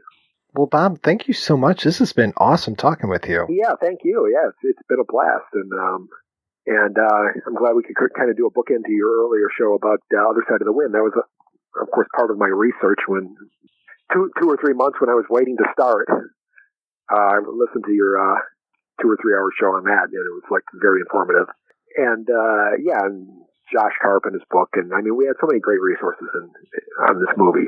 So but yours was definitely. Josh is great, and it was funny when the day I interviewed for the job, as I was heading out, Frank said, "Hey, have you read Josh Karp's book?" And I go, "No, I didn't even really know." And he goes, "Yeah, it's writer Josh Karp wrote this incredible book about Other Side of the Wind. I didn't even know about it." So he handed it to me, and like I said, I was super depressed because I thought I wasn't going to get the job anyway. I went home and I read it, and I became even more intimidated. It's like, well, I don't think I'm going to get the movie, but after reading this, I don't know if this is something I want to even be involved in. Because reading that book, I mean, it just, and then of course, everything I heard about the movie, including your podcast, but like every article, I mean, just made it seem like this like unredeemable disaster, And here we were stepping into it, and so yeah, I mean, there was actually a lot of dark days of despair on this movie. Knowing the history of it, knowing the importance of it, and knowing how it maybe it wouldn't turn out, but I guess it did. So glad I lived to tell the tale.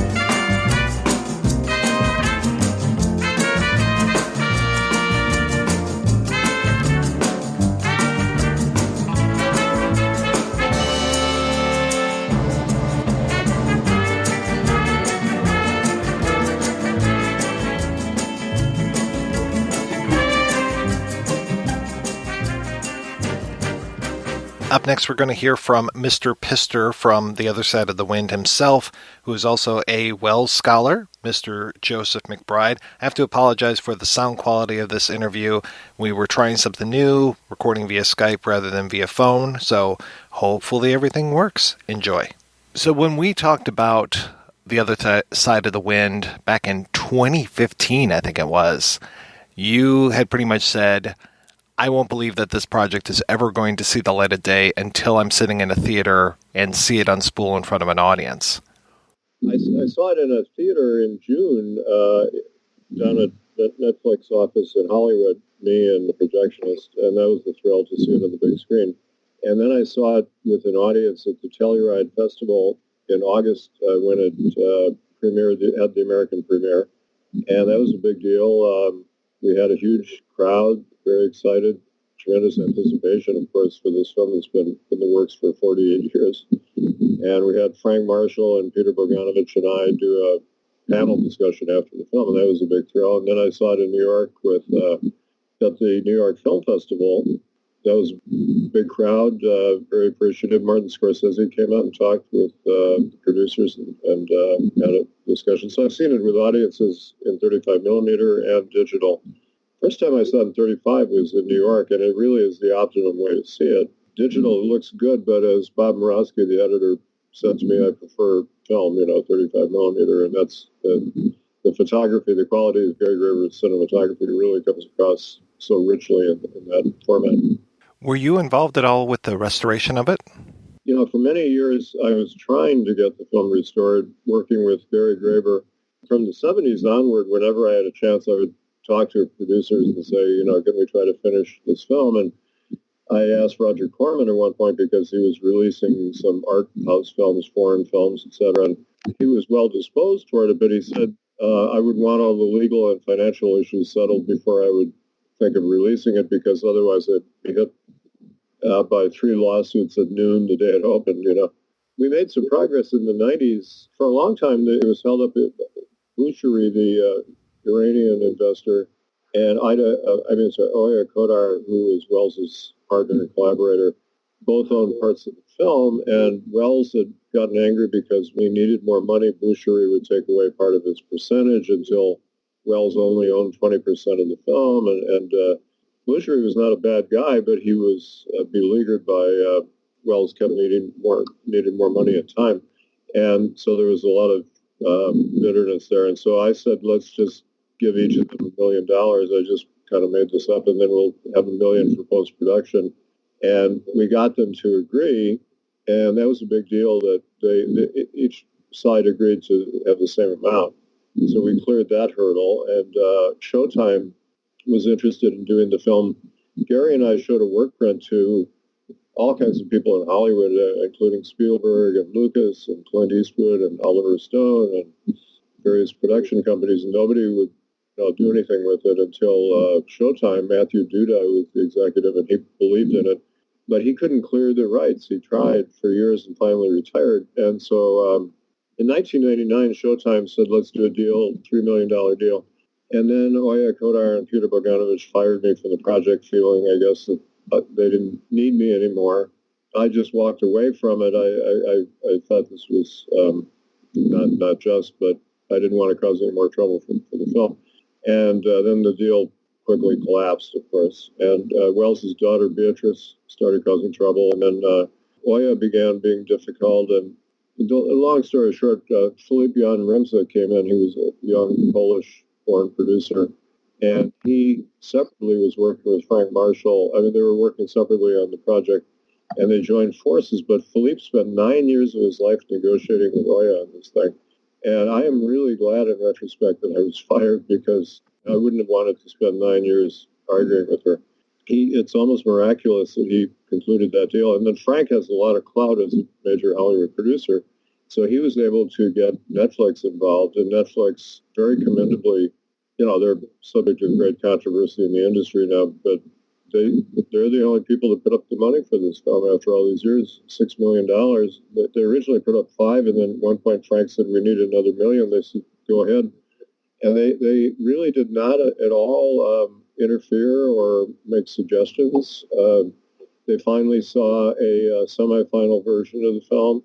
And I talked to Ted Sarandis, the head of content there, and Ian Brick was the executive in charge of the production. And they were both really supportive of Welles. And they told me they went with it because they trusted in Welles and believed in him, which is what we hoped other people would do. Because a lot of people in Hollywood say that they love Welles, but they wouldn't help him, But these guys would, and so I give them tremendous credit. And they told me they weren't totally sure going in if there was a complete film, because there was 96 hours of footage in the lab in Paris that had been impounded there for decades. And I had Gary check the condition of the material in the 90s. He said it was in great shape, and it still was when they finally got access to it. But nobody had ever seen all the footage. Even Gary and Orson had never seen all the footage because it wasn't all printed at the time. And so it came to Hollywood, and there was a fascinating documentary on Netflix called The Final Cut for Orson, 40 Years in the Making, all about the post-production, which was a pretty astounding process, very hard to do. All this footage, many, many shots. The film, is very, a lot of quick cuts. And then the sound had some problems. They lost some of the original production sound tapes, but they had duplicates of them, but they had to do a lot of work to bring it back up to optimal quality. And they did a fantastic job with the sound. And Bob Murawski's editing was brilliant.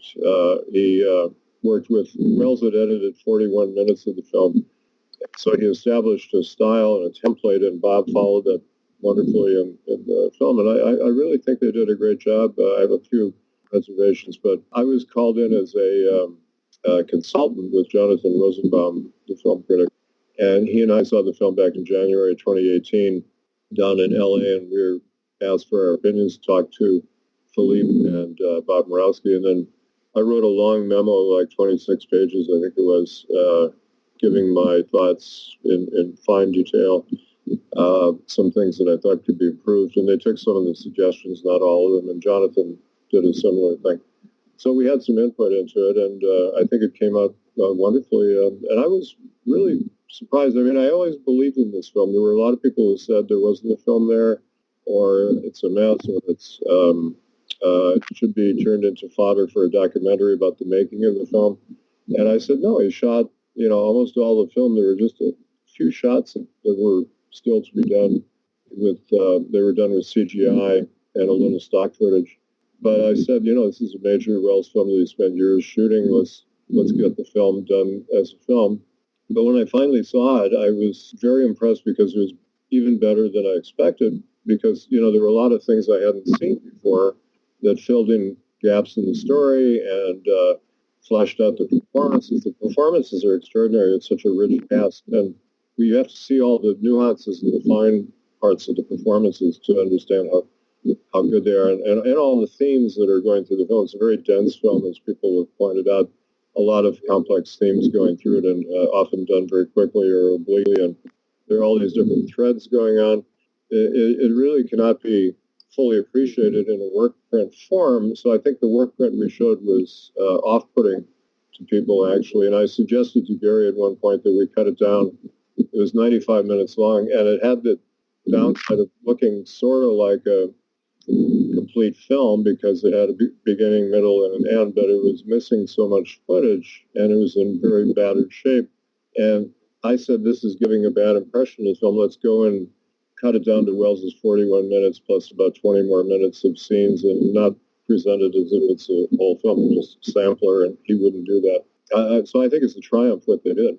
There's something ironic about having approached Steven Spielberg for funding way back, whatever that was, and then now he's railing against Netflix for having won so many Oscars just this year.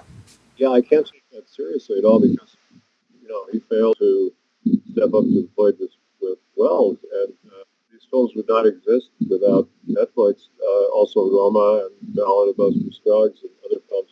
The Irishman, Martin Scorsese, look at this. He's got Martin Scorsese directing a gangster film with Robert De Niro and Al Pacino, and he couldn't get any studio to fund it. That's the state of Hollywood right now.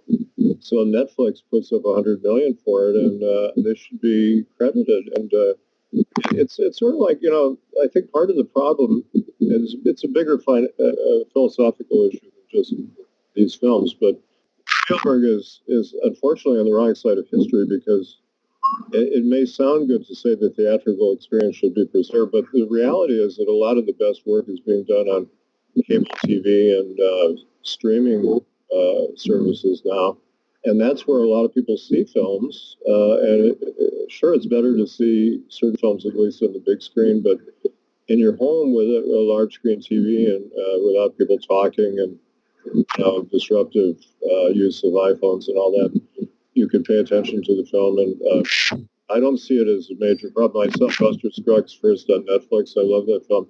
Theater, I wanted to see how it played there, and I didn't think it was all that much difference. It was beautiful in both places, but actually I thought it almost looked better on television for some reason.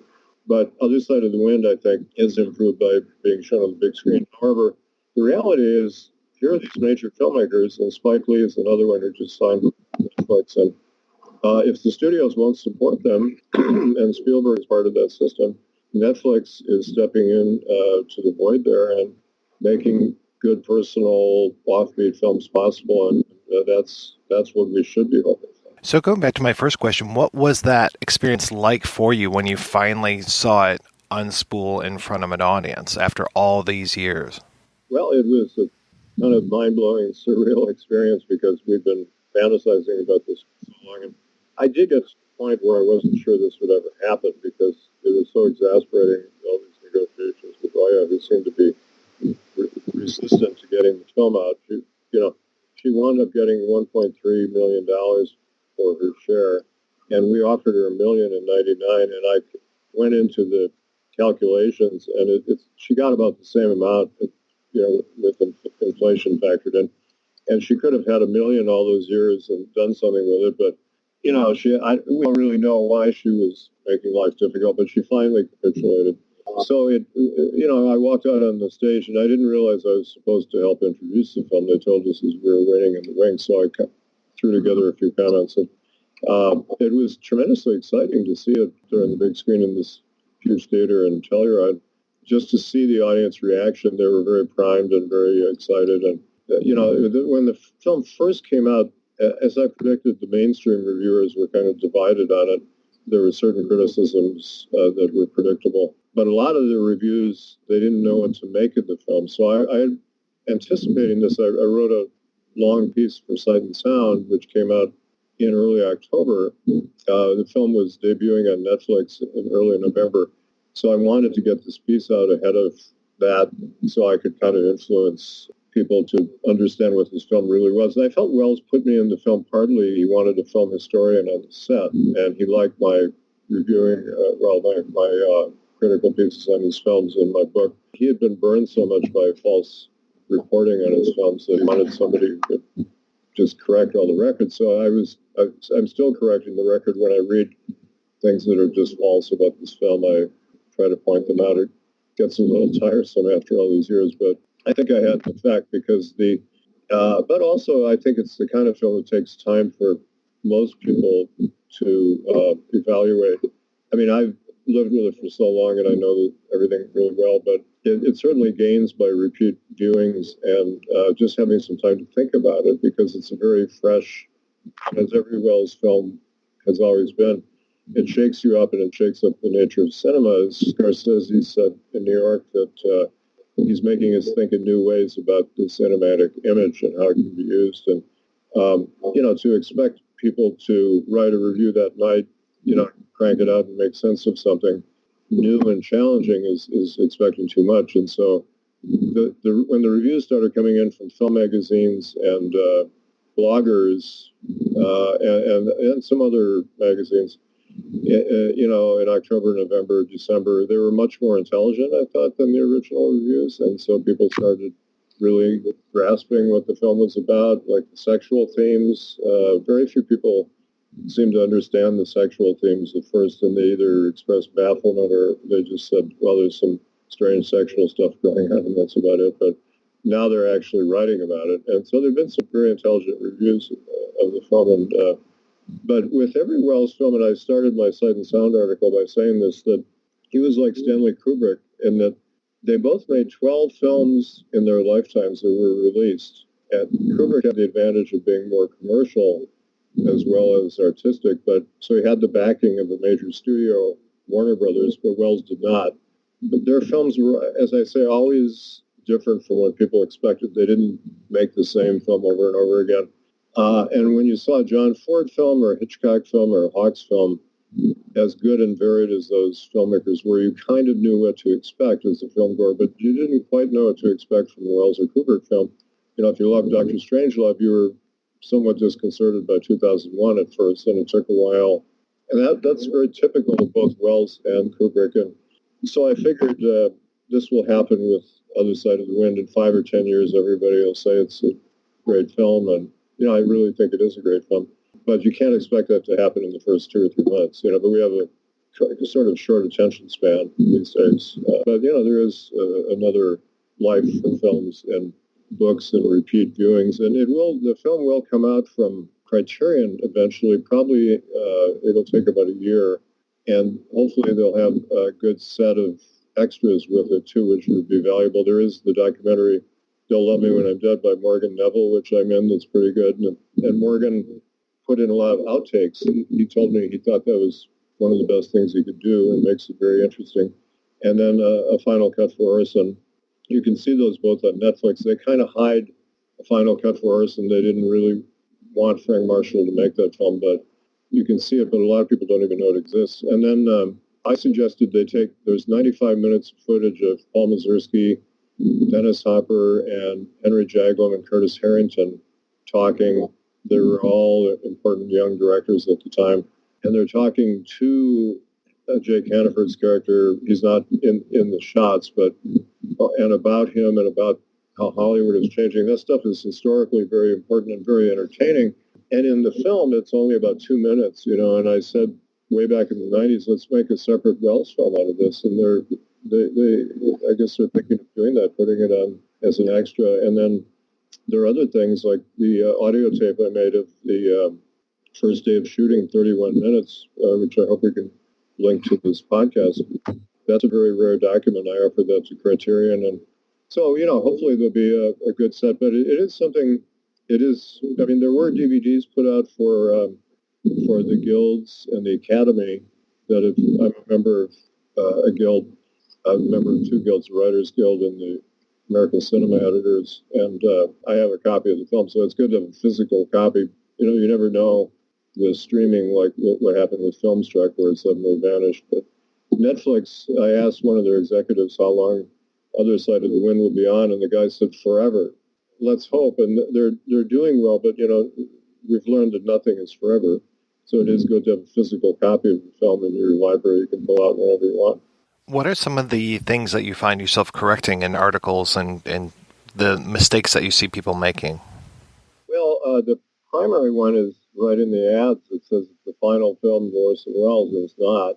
And that, I think, is kind of a damaging publicity claim, because every time people say that, it's a nail in the coffin of films like Don Quixote and Deep and Merchant of Venice and other Welles films that are Magic Show, etc., the Dreamers, that were filmed and not really released or not completed. And you can see parts of them in various forms, and some are not not completed, but they are Welles films, and he kept shooting films for 9 years after he did his last shooting on Other Side of the Wind in 1976. He lived till 1985, and he was always making films. So really his last film, I believe, was Magic Show, which was a collection of sort of skits, very visually entertaining, and he was just having fun doing magic and interesting settings and things. And there's enough of that film. It could be put together, and I'm not sure why it isn't. The Munich Film Archive has all the Welles unfinished material except for Other Side of the Wind and Don Quixote. Don Quixote is scattered in, I think, 4 archives.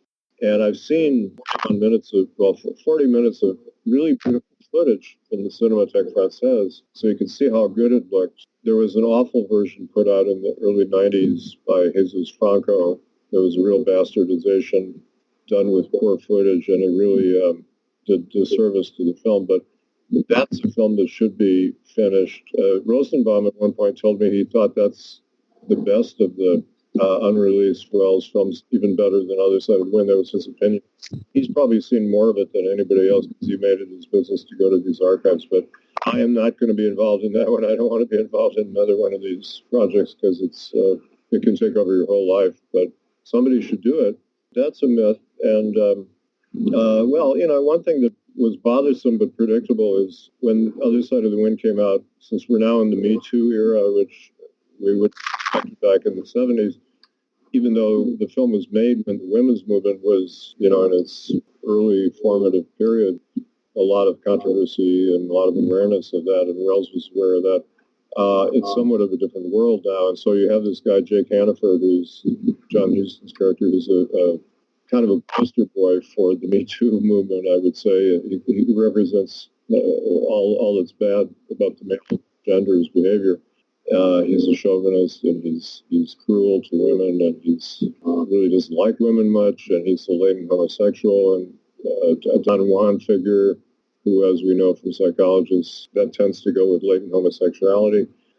And he's vicious toward Oya Kodar's character, and et cetera, and he's a racist to some extent. And so there was this confusion among critics thinking that this was Welles's point of view somehow, and that couldn't be more wrong because Welles is attacking that point of view.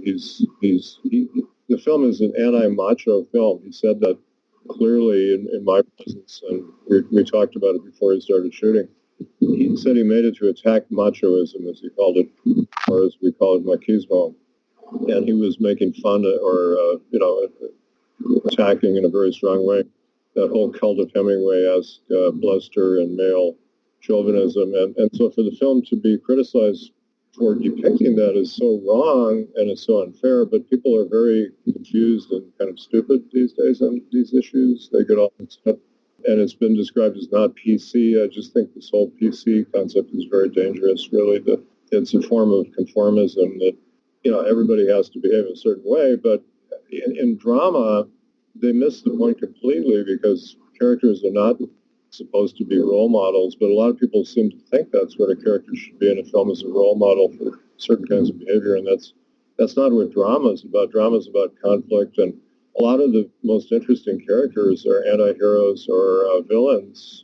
Humphrey Bogart made a whole career out of playing those kind of characters, and Jake Hannaford is in that mold. But today in Hollywood, one reason films are so bad is that when they get a project, they start trying to sand away all the rough spots from the characters in the story and say, well, let's not do this because it might offend some group somewhere, and this and this and this, and then they wind up with some kind of bland, neuter characterizations, and that's anti-drama. And I think that a lot of this PC crusade and related things are kind of an attack on the whole nature of art.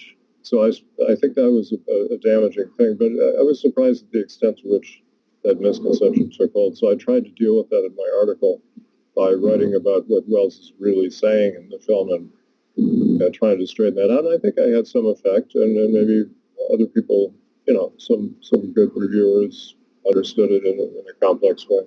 Have you had to speak about authorship and who actually owned doing what for a film that took so long to shoot and then so long to see the light of day? There hasn't been enough attention paid to Gary Graber, the cinematographer, without whom the film would not have existed, because he helped Orson realized he could make the film, and then he sacrificed a lot and used his ingenuity and skills and his crew, and he was very loyal. He was with the film all through the years, and then after Welles died, Gary said, "I'm still working for Orson," literally. He got Bob Murawski, the editor, who deserves tremendous credit, and the producers, etc. But Oya Kodar shares writing credit with Welles, which I think is questionable.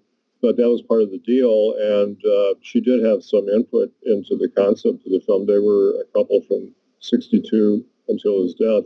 He was married to Paula Mori all that time, so he kind of went back and forth between them. But Oya had a strong creative effect on his later work. You see that in F for Fake and other films. She, among other things, she opened him up to sexual themes in a more overt way than he had ever done. His work was somewhat puritanical before that, as even he admitted.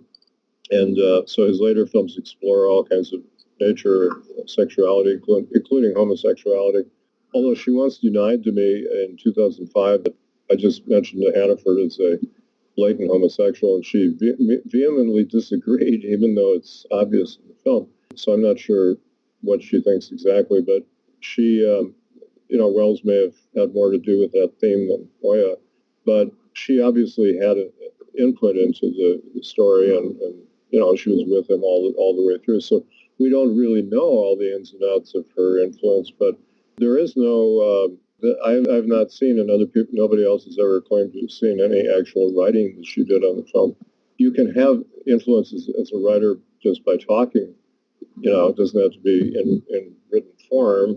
That's another question. But what bothered me was Jonathan Rosenbaum, who's a big proponent of Oya and a friend of hers, was saying that she was a co-author of the film to some extent. And, it raises questions of authorship. It's a big issue. Who's the author of the film? And I believe in multiple authorship, and I think writers are as important as directors. But he started claiming that she actually directed some of the scenes in the film within the film. That was damaging in the sense that it just was false. Like the sex scene in the car, I think, is the best scene in the film, although I believe it was even better in Welles's 7-minute cut. They cut it to 4.5 minutes, and I wish they had not, because it's better in his full cut. I hope they maybe put his cut on the Blu-ray, but Oya didn't direct that, so I was moved to write an article about this scene in particular and other questions like who directed the film within the film. And I got Bob Random, who's the guy that she's having sex with in the car, to comment, and he said that he was never aware of Oya directing it. Obviously, she was heavily involved since she was the centerpiece of the scene, but he said Orson was the guy directing it, and I interviewed crew people, and I interviewed Gary Graver, and they talk about how Welles staged the scene. It was very elaborate, very ingenious over a 3-year period, and she certainly didn't direct it. And then Jonathan, when he was challenged on this, said, well, okay, she may not have directed it in the sense that we mean direction, which I think is kind of like Clinton saying it depends on what the meaning of is or whatever. That's kind of an admission that, okay, she didn't really direct it. I'm certainly, as I said, willing to concede that she had a lot of input into the scene, but so do actors in a lot of films. That's a good director involves the actors in how do we do this and how do we do that, and would you do this, and where do you think you should do this, and who knows what she told them, before and after and at night or whatever. But she didn't direct it. I mean, there is such a thing as a director, and Welles directed those scenes. So I saw the specter of Pauline Kael rising again, who was trying to take away Welles's writing credit on Citizen Kane. She never bothered to correct her grossly inaccurate article about that. And Robert Carringer, who's a Welles scholar, actually read all 7 versions of the Kane script and concluded that the screen credit is fair. Herman Mankiewicz first, Orson Welles second. They both had major contributions to the script. And yet you still read in articles that Welles didn't write any of Kane, and he stole the credit from Mankiewicz, and blah, blah, blah, blah. So these rumors are very damaging, and they persist for a long time. I mean, one rumor that is central to the Welles myth, and you still see it printed as fact, is that he was fired by RKO in 1942 for going wildly over budget on the documentary It's All True in South America, and was drinking and screwing around and all this kind of stuff. And I found the actual records. I'm a historian. I believe in looking at documents and not just taking people's word for it. And he was $447,000 under budget when he was fired for allegedly being over budget. I found transcripts of telephone conversations between RKO executives in which they actually say we're not telling him the truth about the budget. The budget was really $1.2 million, and they didn't want him to know that. And so they fired him and took Ambersons away from him, Magnificent Ambersons. So I go into this in a video I did for Criterion on their recent Magnificent Ambersons Blu-ray edition.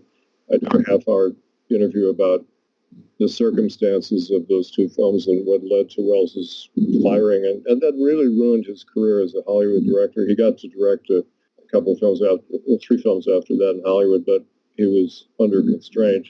And he left and went to Europe for a long time. He was really blacklisted, too, and became an independent filmmaker again.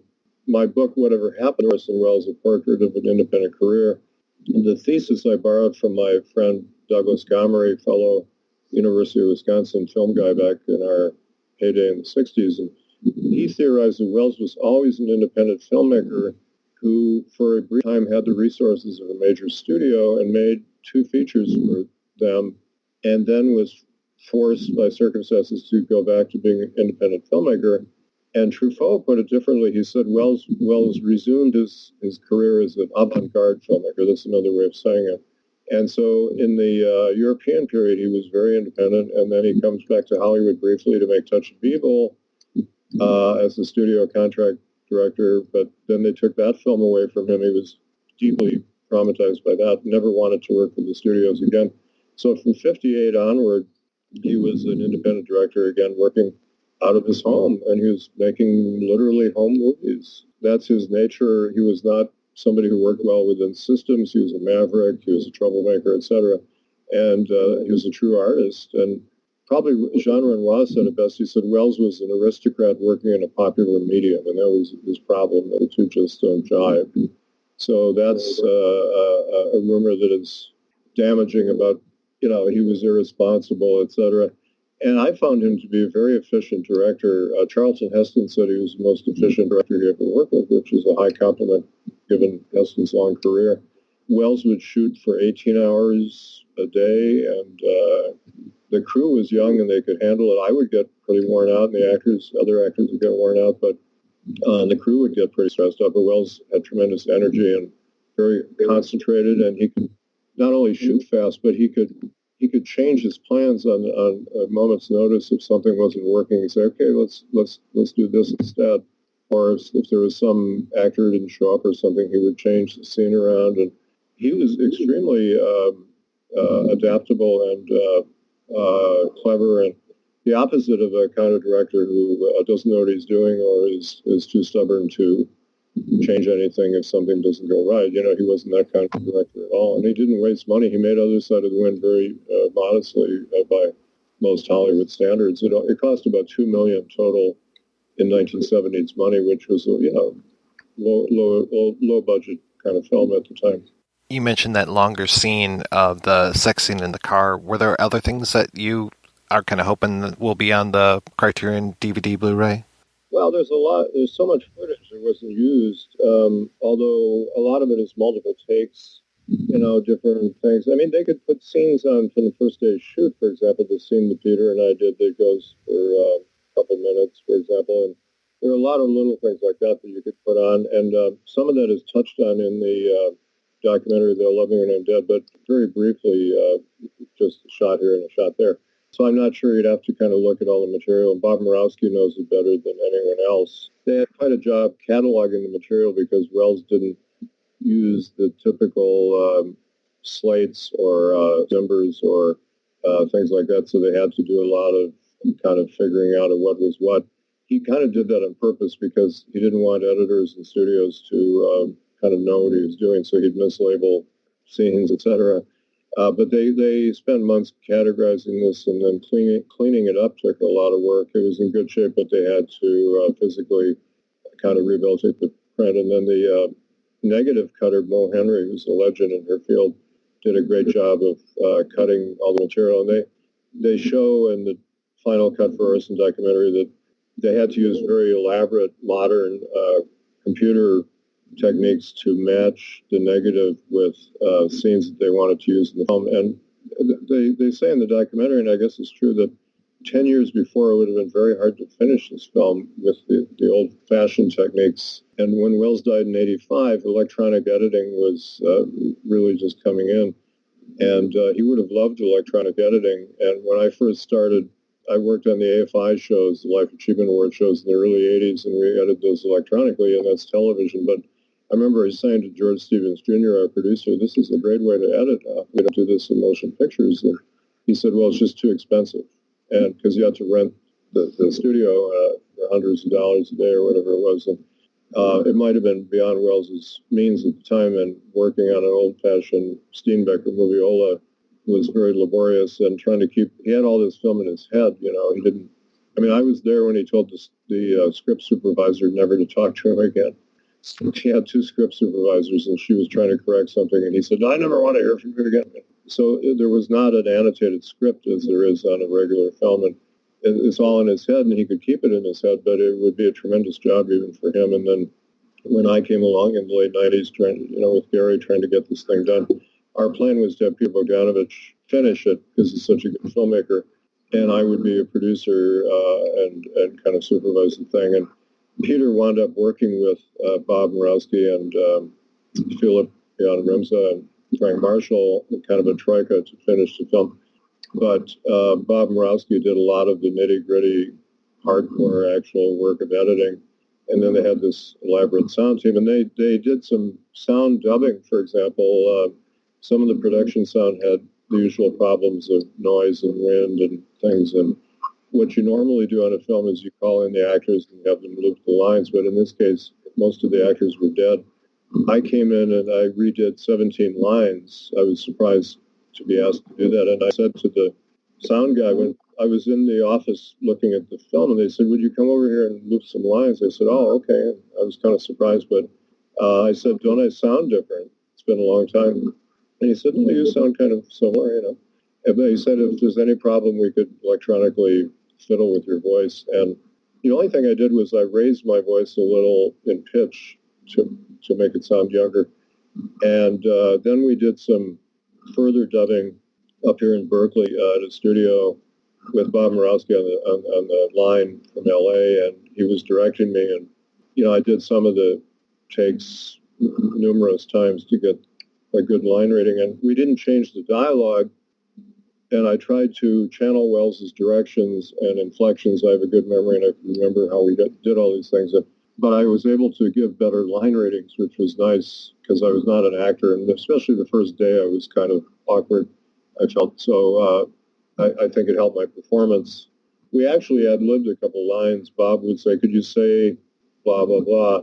Just a couple words and things for transitions. And at one point, there was a scene where he wanted me to change the inflection and have my voice go up in a certain word, and I didn't understand why. And he said, trust me, this will work because of the editing, the rhythm of the editing. And it did work, so I did it his way. But it took, gosh, I don't know how many, like 17 takes or something for me to get that right, because I found it really hard to do, but we did it. So, yeah, there was all kinds of post-production work. And so you could go into the footage. And the first thing I would do if I were involved is say to Bob, what scenes do you think we should put in as extras? Because you see some DVDs or Blu-rays, and they have like 15 or 20 scenes, like JFK or Nixon or some of those films, scenes that didn't make it into the film. And it's fascinating to see the scenes as kind of alternate versions or the director's creative process at work. I don't think they lost any scenes that I regret losing. Sometimes films, when they get finished, you really miss a certain scene. But the only thing I regret is they shortened the car sex scene, and it's 7 minutes long originally. And what they did was they trimmed the opening part, which is more the foreplay. It's Oya Kodar having sex with a guy in a car, and he's kind of just sitting there, and she's humping him in a rainstorm with this other man driving. It's very bizarre and interesting and tremendously erotic. To kind of get to, cut to the chase, they cut out a lot of the foreplay. We're fiddling with them. And I thought, as we all know, foreplay can be more erotic than the actual act. And, they didn't show hardcore sex anyway, but so you lose that, and then there's a buildup in her performance that she's getting more and more close to orgasm, and the editing is brilliant, and the photography is splendid, all different colors and flashing lights and things, and very fast cutting. The cutting accelerates, and it becomes, to me, a cinematic orgasm, really superb scene. But the way it's cut, and they lost some of the color changes, I think because of the transition between film and digital. Some of Gary Graver's, the colors on her face change, green, blue, etc. It's very effective. And it's not quite as good in the final version. And somehow it ends before she reaches orgasm, and at least that's the implication. And then she gets thrown out of the car by the driver, who's angry and jealous. But it becomes more of a scene of a woman's sexual frustration than a scene of sexual release and then this retaliation by this other guy. So I think that really hurt that scene. I think that was or is the best scene in the film.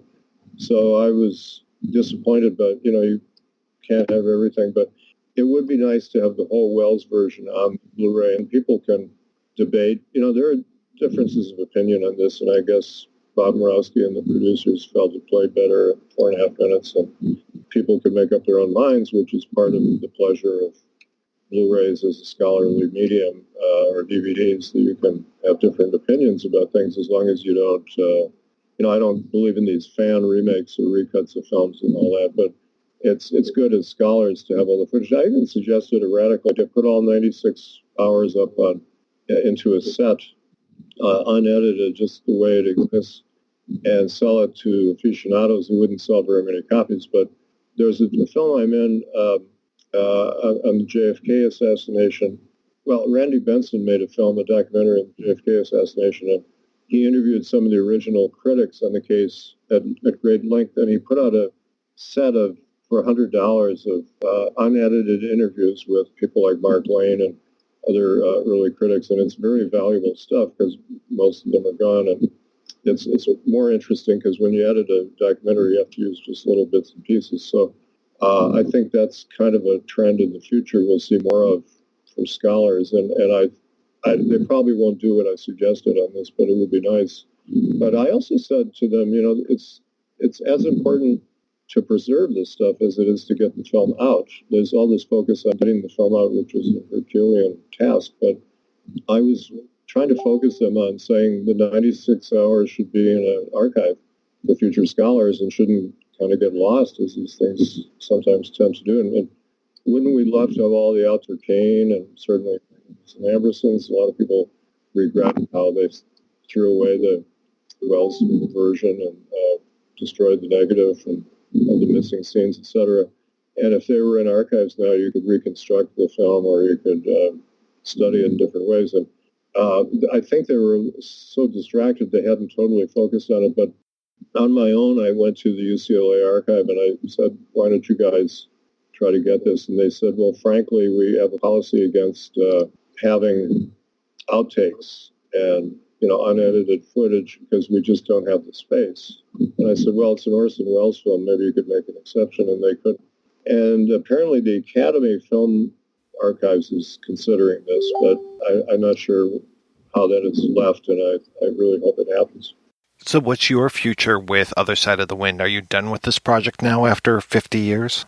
No, I guess I'll never be done with it. One thing you learn when you write books, I didn't expect this when I started writing my Welles book in 1967, that you're never done with the book once you write it. You always have to keep up with the research of other people and the discoveries that people make. And in Welles's career, new films keep being discovered, and footage, documents and all kinds of stuff. And his career is still thriving in a sense. I'm going to do a new version of my book, Orson Welles, which I updated in 1996, and I added 30,000 words, and I have 2 long pieces on the Other Side of the Wind, but I want to do my definitive version, and my Sight and Sound piece will be part of that. But I want to expand on it and put that in the book. And when I get the time, I'm writing a critical study of Billy Wilder now, and when I get the time, I'll finish that. you're never done with any book in that sense. I mean, you put out new editions, you have to supervise translations, and sometimes you update things. My Steven Spielberg biography I've updated twice already, and he's coming up to age 75, so I'll probably do another edition. I have to keep up on all the things that he's doing, which is hard because he's so active. It's important to do that and not, the first book ended with Schindler's List and Jurassic Park, and then I got it up to the point of he had done Tintin, but he hadn't done Lincoln yet, so it was pre-production on Lincoln. So I've got all that period from Lincoln on to write about, and other books as well. And so I'm sure I'll be writing about Welles. I joke, but it's true that when I'm 90, I'll do a book called Orson Welles, The Last Word. I've already done 3 books on him, but it becomes a lifetime thing. And then, you get calls all the time to do, podcasts and interviews. And I just did, yesterday, I did a book on Ernst Lubitsch last year. How did Lubitsch do? And I did a presentation at the San Francisco Public Library. And I just did a radio interview with the BBC on Frank Capra. I did a biography of Capra. And, these things keep happening. And that's part of the job, I think, too, as a historian or an expert. And you try to help people, educate people on the films and help further scholarship. Because I really hope that when you write a book, you hope that it will lead to more books and build a foundation, because we stand on the shoulders of other scholars, as people have said. And then in terms of the film, I'm doing audio commentaries on various films. I did Irma la Douce last year, and I did video interviews on Ambersons and also on several of Frank Capra's World War II documentaries, and I love doing those. That's a form of scholarship. And I occasionally do one on some director I haven't done a book on, but you often get asked to do ones on people you've written about before. And I think that's part of the ongoing research. And so Other Side of the Wind, as I say, if Criterion wants me to be involved somewhere in their edition, I'll be happy to help them. I just don't want to try to produce any more Welles films. It's like a nightmarish occupation.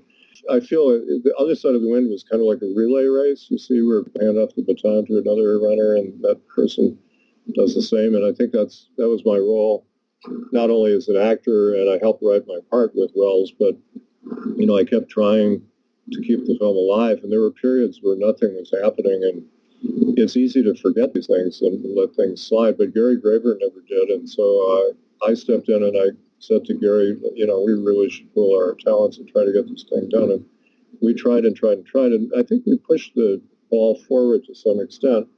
And, when I suggested we go to a cable network, that was an innovative idea, because back then cable was considered far below film in terms of prestige, theatrical film. And you look at now with the Netflix controversy, it's still kind of an issue.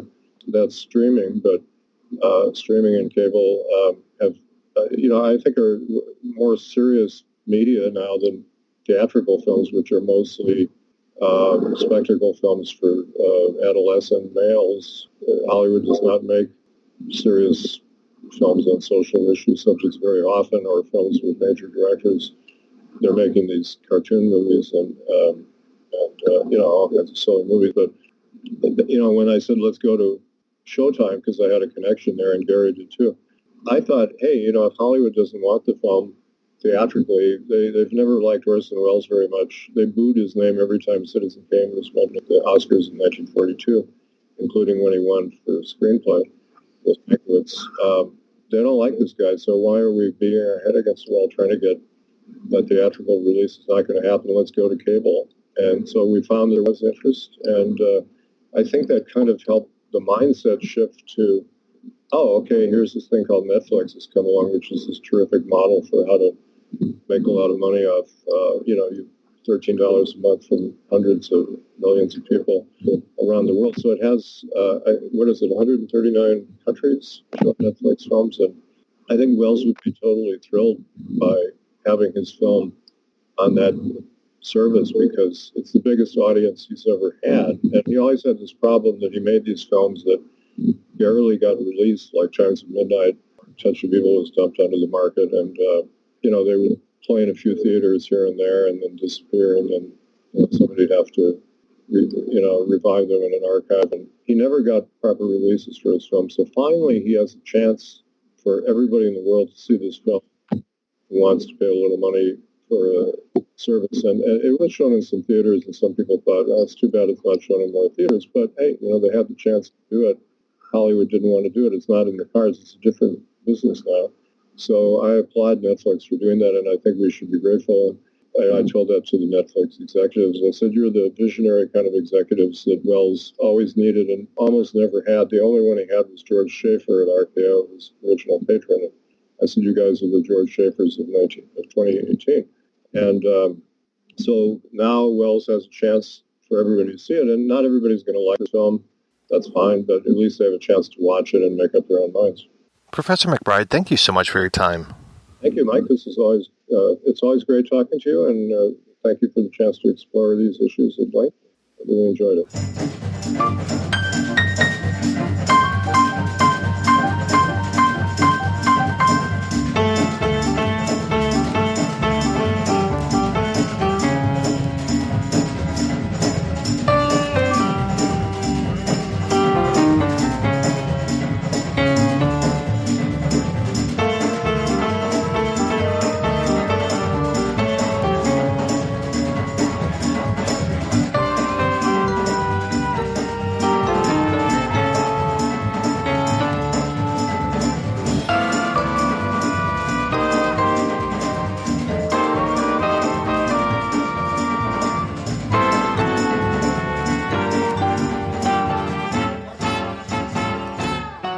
Last but not least, we're going to hear from Josh Karp, who wrote the definitive book about The Other Side of the Wind.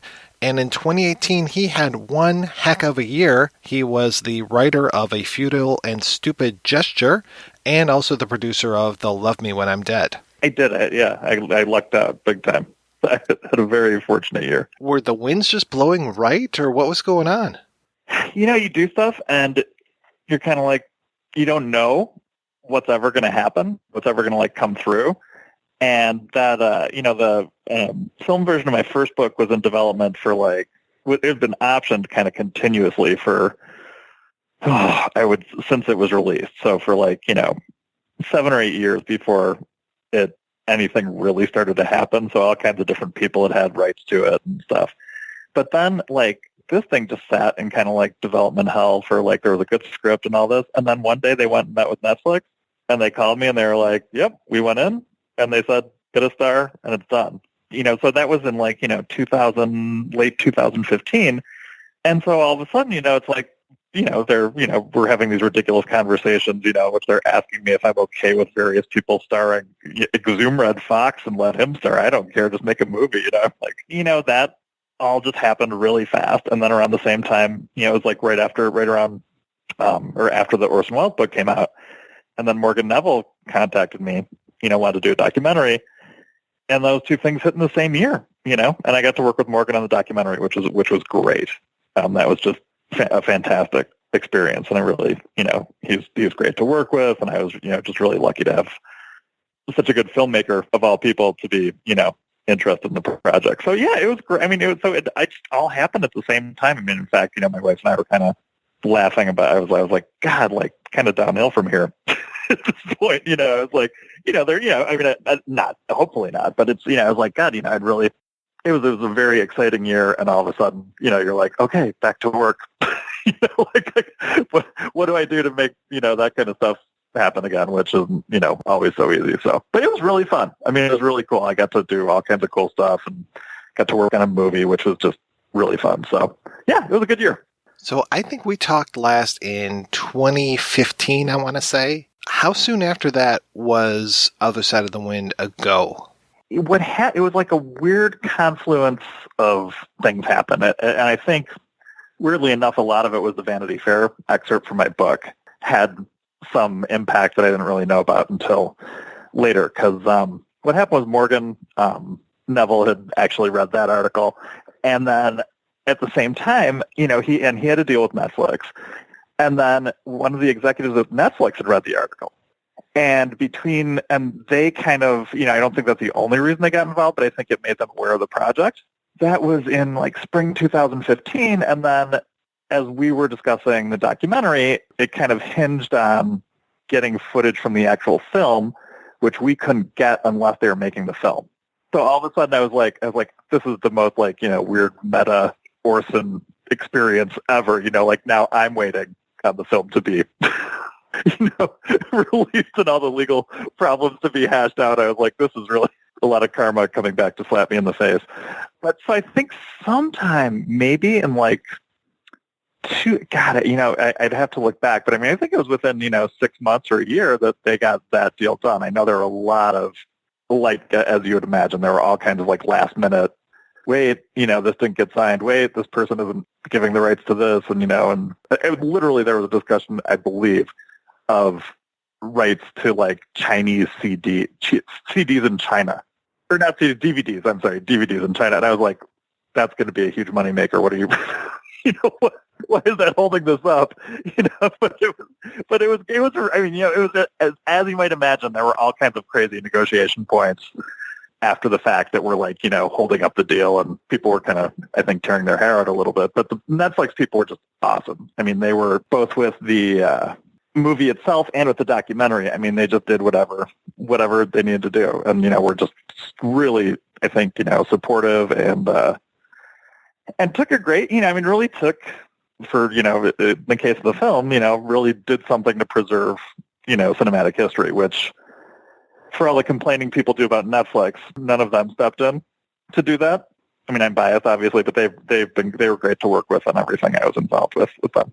That must have been so weird to have gone from writing about the story to now being a part of the story yourself. That was really odd. I remember when I was working on the book, having this, like, which I never had on anything ever before, where I was like, oh my God, I'm never going to finish. It's going to be just like the movie.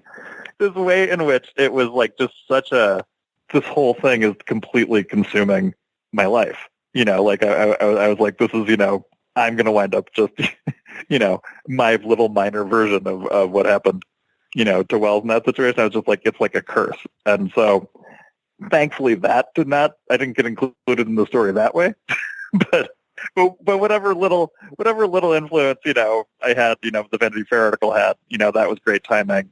And, and then just getting to work on the film and kind of go back and revisit it and look at it from a totally different storytelling perspective was really, that was a great experience, because that was, it was just fun to be able to, see how to, turn that into, a new documentary, which is a very different thing. And, and so it was fun to tell the story a different way and see how Morgan was shaped it into a film. Well, when you wrote the book, you were probably one of the few people that had seen as much footage as anybody had seen, because nobody had seen all the footage. And I'm very curious, what was it like for you to actually see the whole thing as it was coming together? Because, here you were writing about this mythical beast that you couldn't really see all the parts of. It was kind of like those blind people with the elephant. When I finally saw the movie, there was so much that I had not seen. The story was the story. I mean, I got that. It was not, and I saw, the kind of the outline of the story, and I saw a lot, most of the important scenes. But actually seeing it all put together and seeing things that I had no idea existed, like, I don't know if you've seen that there's the scene where they go into the nightclub and there's the weird bathroom scene that's like this weird surreal hippie thing. And I had no idea. And I think they had no idea when they started digging through the film, all of a sudden they were like, oh my God, what's this? And they were finding stuff. And one thing that really made that film work was Bob Murawski, who was the editor, who put all that together. That was a lot to make sense of. And you're up against, a director who's, not just Orson Welles, but he's also a guy who, editing was really his biggest, most important, piece of the process. And, and he didn't really have editors. He just had assistants, no matter who they were. To be in the situation Bob was in and get called in and they say, okay, you're going to have to make this into a coherent movie and kind of match Orson Welles' what you think he might have been trying to do. And also, make it a movie that people are going to be able to relate to in any kind of modern way. He did an incredible job. I mean, I was blown away by what he was able to do. And every time I haven't watched it like 100 times, but I've watched I saw it at several festivals, and I've seen it a couple times. Really, I mean, that's the thing that just sticks out to me. It's just what a gargantuan task that was for him, and how intimidating that must have been, and how he completely nailed it as much as it could be nailed.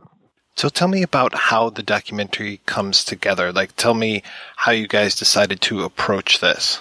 I think Morgan really, is really he's somebody who really understands the film side of things in ways, I had never imagined. He's just a really clever, really creative guy. And I think I knew the story.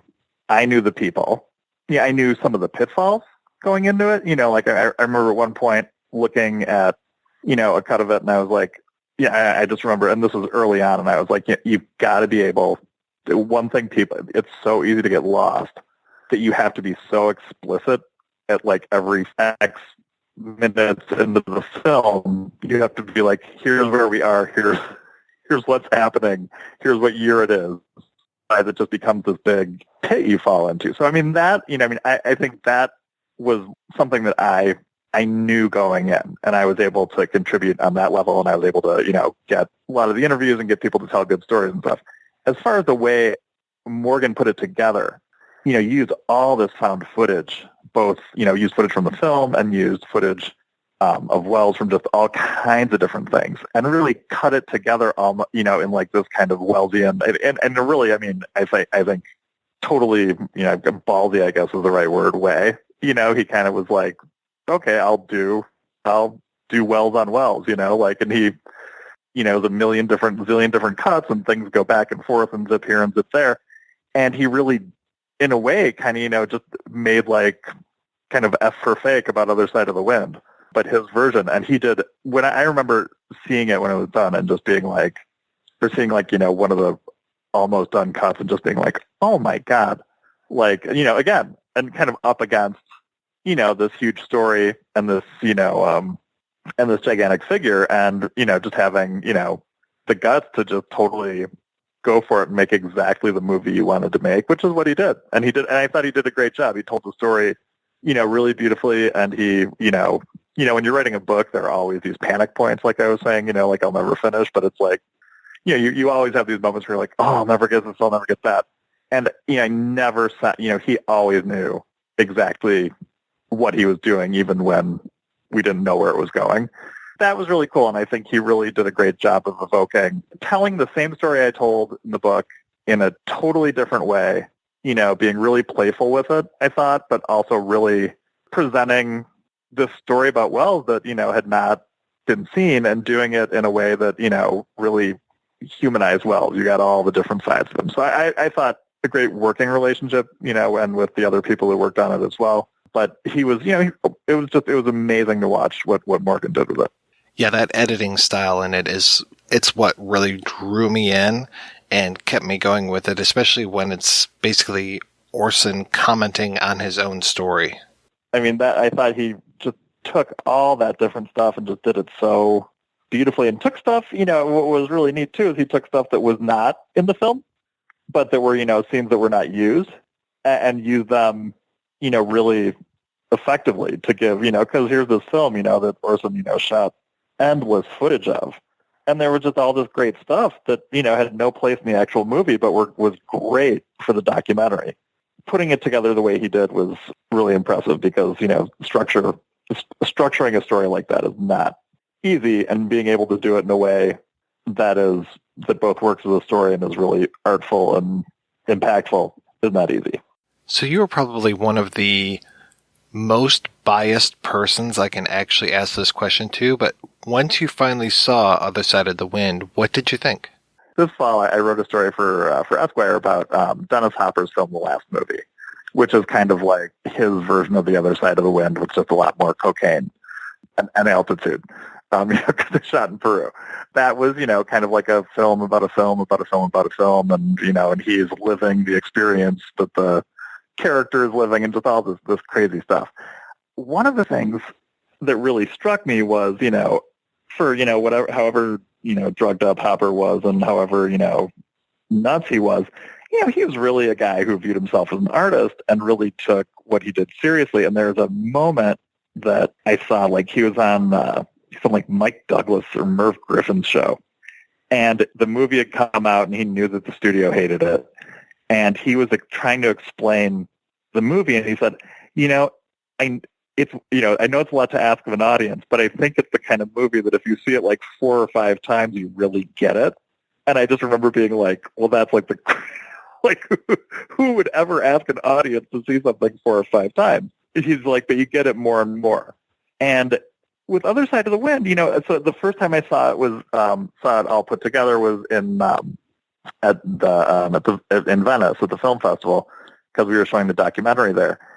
They showed the movie first, and then it was just kind of like, wow, I'm seeing this on the screen. That was really my reaction the first time. But I was like, I'm not sure what to make of it. And then I saw it again in New York, and they had showed the documentary before it in New York. And my brother-in-law went with us. And first of all, the whole reaction, the whole feel of showing it after the documentary was so different than showing it before the documentary, because it provided context for people. But what was really interesting was I watched it again, and I was like, oh my God, I'm getting all this stuff I didn't get before. And I'm seeing all these, details and levels of, story and all that. And here I am. I'm somebody who worked on, a book about this thing for 3 years, worked on a documentary about it for 1.5 years. And here I am going like, oh, wait, wow, what's that? Picking up new things. And my brother-in-law, who's like super smart, like wild educated guy, I talked to him later in the week, and he's like, I literally, and he's not a big movie person. He goes, I have not stopped thinking about that movie. He's like, there are all these things I just keep thinking about having seen it. And that, to me, I think it genuinely is a movie that I think as you watch it more and more, you get more and more out of it, and it just begs more and more questions. It's not like it's not like going to see a movie. You know what I mean? It's not like going to see the Avengers, or going to see, even a fairly artful film today. It's really seeing like this very complicated story, about, this made by this, guy who is a genius. And you really do. I don't know that I need to see it 500 times to get every single ounce of meaning out of it.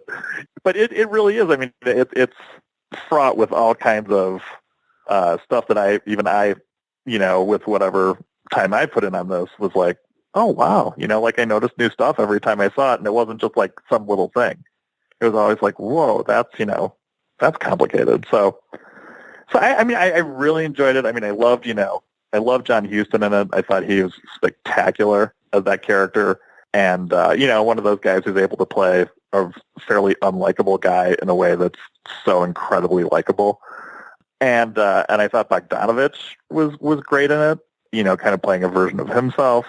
The cinematography and all those things, which are things I don't ordinarily notice, in editing, which is something that I don't necessarily notice when I just go see a movie, struck by those things. So I really enjoyed it, but it's not like, it's hard to say, like, what did I think of it? Because I've just been so deeply into it, and then it's not your average movie. It's not like writing about, The Day the Clown Cried, and then it comes out, and you go like, wow, that was either a lot better or a lot worse than I thought it was going to be. It's a whole different experience because of the topic and the person who made it.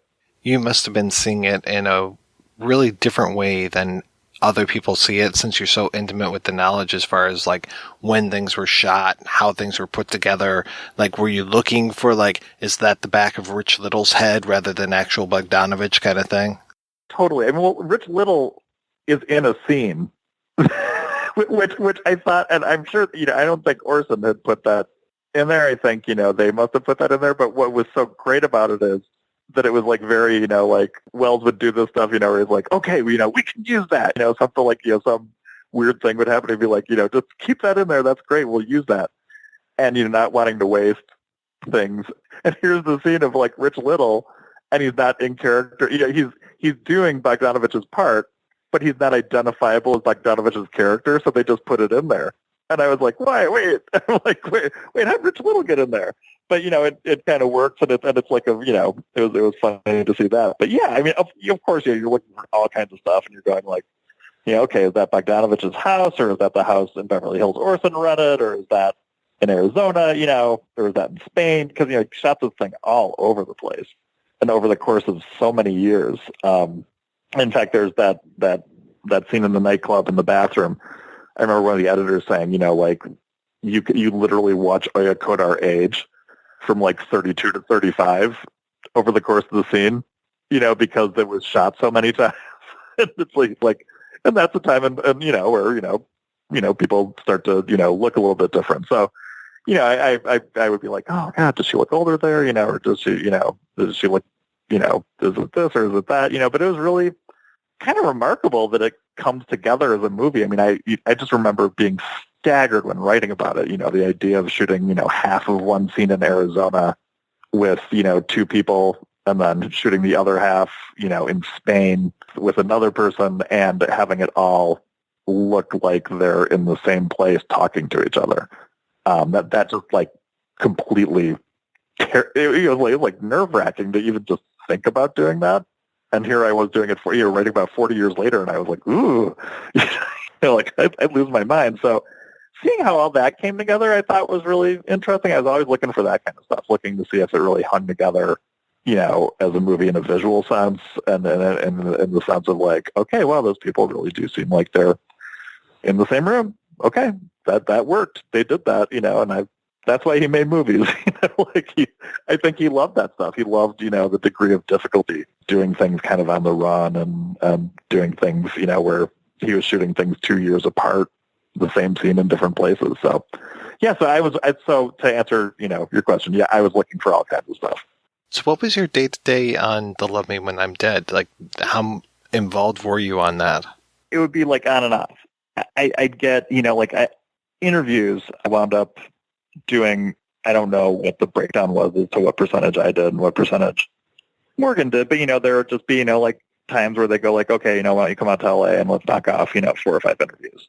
And then, then there were some people like, who I just interviewed remotely. Like, I mean, we did a lot of it based on, who was somebody some of it was based on how busy Morgan was, and some of it was based on, like if I had a relationship with the person that was going to make it a better, where Morgan was like, you'd be the better person to do that interview, or people I knew who had specific stories that I could get out of them. So yeah, so I mean, it was not like a full-time job.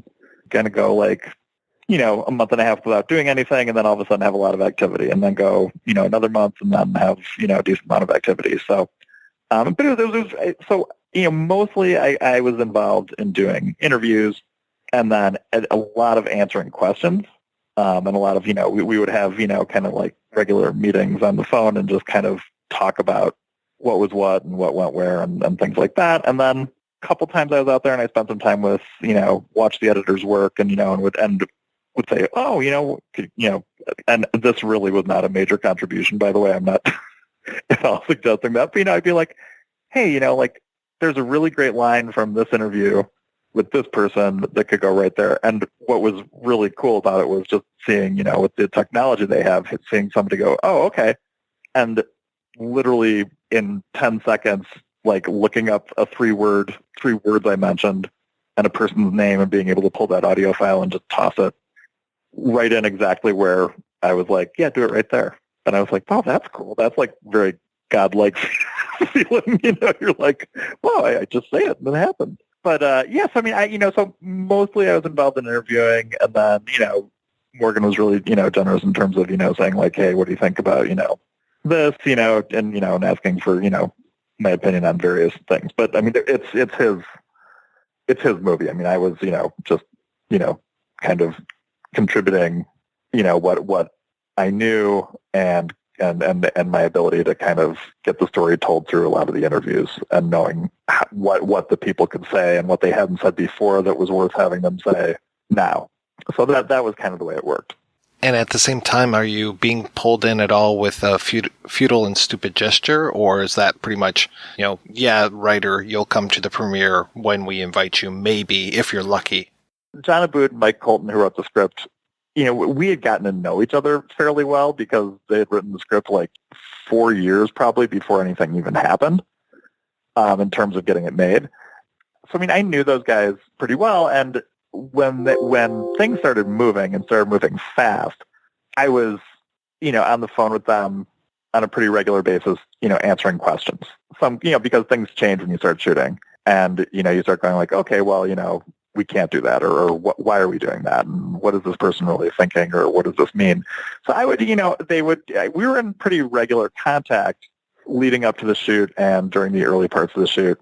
And, and sometimes they were just, insane questions, like I can't remember one off the top of my head, but it was literally like down to like, what color was the bong kind of stuff, like that type of thing. And then I spent like 3 or 4 days out on the set when they were shooting, which I don't think I really did anything.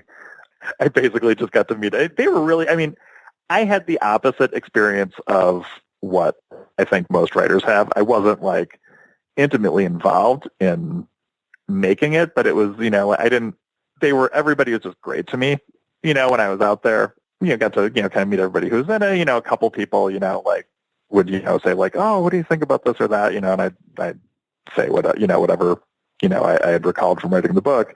But, mostly, they were really generous in the way they treated me throughout the entire experience. So I didn't come away going, like, oh, they just totally ditched me. It's funny because, you always hear all these people with these horror stories about all the people they deal with, and, in the movie business. And in a couple of projects I've worked on that, including other versions of Futile and Stupid Gesture that did not happen, my experiences have been really great. On the set of the film, like David Wayne, who directed, was really great.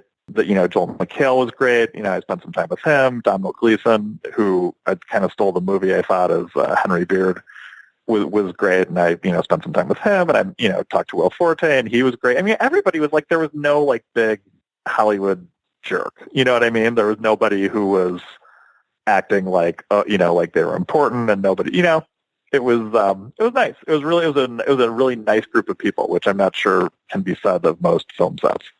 I liked everybody involved. I did not have that like writer's nightmare experience. And, I guess the only thing, and this is not a nightmare at all, is, I after you hear so many writers complain about what they do, to their story and, what they do when they make the film, it's their movie. You know what I mean? And I was interested to see what they did with it. I think in both cases, even working on the documentary, I enjoy seeing, writing something and then having somebody else who can add a totally different element to it, take it and do something else with it, and to see what they did. So I was never like, oh, why didn't they get this or why didn't they get that? You know what I mean? Like it never occurred to me. I guess if it was a horrible movie, I might have felt differently. I thought they did a really good job, and it's their story. And same with, the documentary. It was really, it became Morgan's story, and I was interested to see what he did with it. And in both cases, I was really fortunate because they both, I thought, did really good jobs, that I was proud to be involved with. I never had there was nothing I watched in either film where I was like, oh, that boy, did they, wreck that. I was very happy with how both turned out. What's the timeline between these as far as when the two projects come out? Futile and Stupid Gesture came out in February 2008, February of last year. It was at Sundance. And then The Love Me When I'm Dead came out in September of last year. So there was, like 7 months in between the two. I am hoping to continue having experiences like that, but I'm not sure that I'm going to have two in the same year like that. I remember being kind of like, wow, we're going to Sundance. This is really wild. I never thought I'd go to Sundance Film Festival and not being like, oh, wow, I'm going to the Venice Film Festival in the same year. Like, this is kind of like, I was very aware of not getting used to it. And I'm being like, I should appreciate that this is happening in the same year because, I'll be very depressed in the future if I think that this is like, what's going to happen all the time. So yeah, so it was pretty close together. As far as that kind of thing goes. It was all one finished up and the other one started up. So as these projects are going on, are you still writing? I know you're probably still teaching at the same time. I stopped teaching. Writing was just more both. Financially, it was I do better writing than I do teaching, and then also kind of creatively. Obviously, I enjoy I mean, I like teaching, but I kind of was like, okay, what do I like more? And I really like writing a lot more.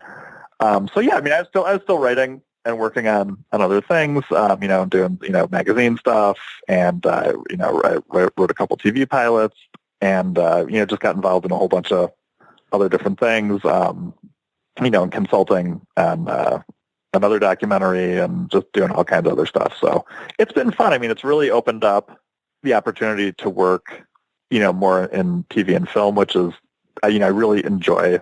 After 20, almost 20 years of just writing, and having it mostly be everything happening in my head, and sitting in my office and, doing interviews and then writing, collaborating with other people is a real welcome relief, I guess, for lack of a better way of putting it. I mean, I'm like, okay, I'm ready to do that.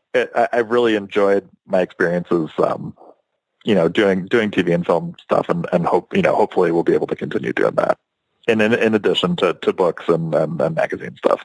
What kind of books and magazine stuff have you been working on? Well, so I started, doing the stuff for Esquire.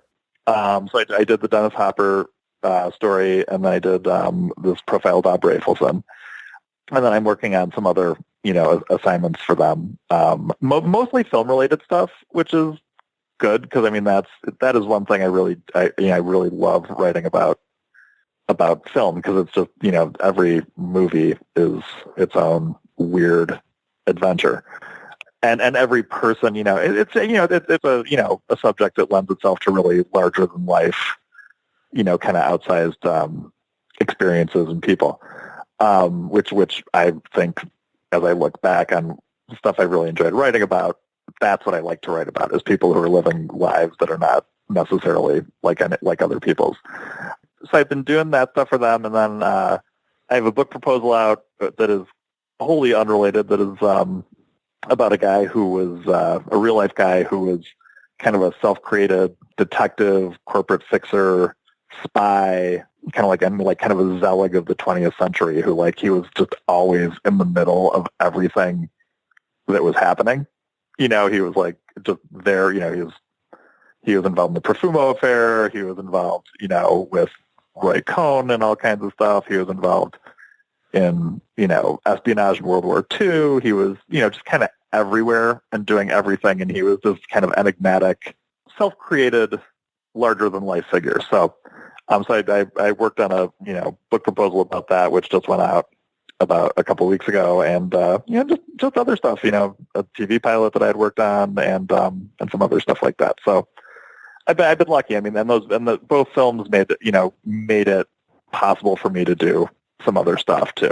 It really exceeded my wildest dreams in terms of what if I looked back 5 years and thought that any of this was going to happen. I was not thinking 5 years ago that I would be, having, two films come out in the same year and being able, really, it's funny because you just kind of throw yourself out there when you're a writer and just kind of keep hoping you move forward. Every 5 years, I always kind of look back and go like, wow, I would have been just happy with that. Whatever I got to 5 years before, I would have been very happy with where I got. So I'm real lucky to be writing for Esquire and getting to do fun, good assignments for them.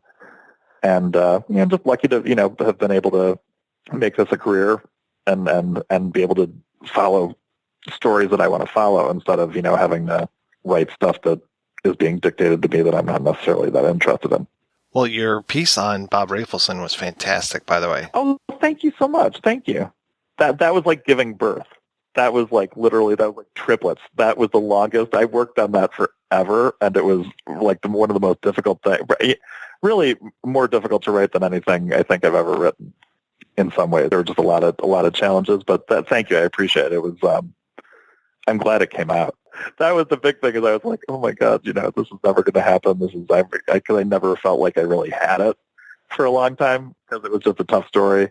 And he's great. I mean, Bob was great to write about, but also not the easiest guy in the world to write about. Complicated guy, and and it was like a real relationship that we formed because it went on for a long time. And he was frustrated at times, and I was very aware of his frustration, and I'm glad. I mean, I think he's very happy with how it came out, and I'm really happy with how it came out, because it was tough. You're writing about a guy who, unless you're a big movie person, and unless you're over a certain age, you really have to introduce who he is to people who probably don't even know what Easy Rider is, which presented a challenge. It's not writing about somebody who everybody's like, oh, I've seen that guy. And he just operated, he's a person who, like they do not manufacture people like Bob Rafelson anymore. There aren't people operating around Hollywood who are punching producers and doing all kinds of, and like living this crazy adventurous lifestyle and, telling these big stories and killing themselves. I mean, people are doing all these things individually, but I think kind of all in the same package, the way Bob was, is very hard to explain to people, but fun to write about. And then, he was really, the whole reason he did it was because he wanted to talk about Mountains of the Moon, which of course, it's a really good movie, but it's also hard because first you got to introduce people to Bob, and then you have to be like, oh, by the way, what this really has to be about is this movie that he loved making that was unseen, and that's why he wants to do this. So you kind of have to explain what that is and why that's important, and then put it all together. But it finally came out well. I don't know how it did in a way. Like I kind of look at it and I go like, okay, I guess it makes sense. That worked. So, but yeah, he was great. Bob was fascinating to write about, and I got to interview really great people who are kind of iconic during my lifetime. Like Bruce Dern and Nicholson and people like that. And I will say that interviewing Jack Nicholson was literally, I think it's been 15 years since I was really genuinely intimidated by somebody I was interviewing. And that was like one of the most nerve-wracking experiences of my entire life. It was insane because it was funny. Like he's one of Bob's closest friends, but he's Jack Nicholson. So he's got an assistant, and it's like, one of those, things of it's like, there will be a right time, but it's not today. Keep asking. And his assistant was great. And then one day it was like, I just kind of randomly asked, and they were like, yeah, can you be ready in 45 minutes? And it was on the phone.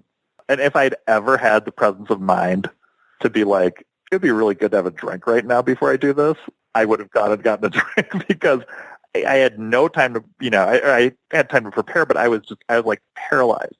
And, and he gets on the phone, and it's easier face-to-face with people when they're kind of like Jack Nicholson because you're two human beings.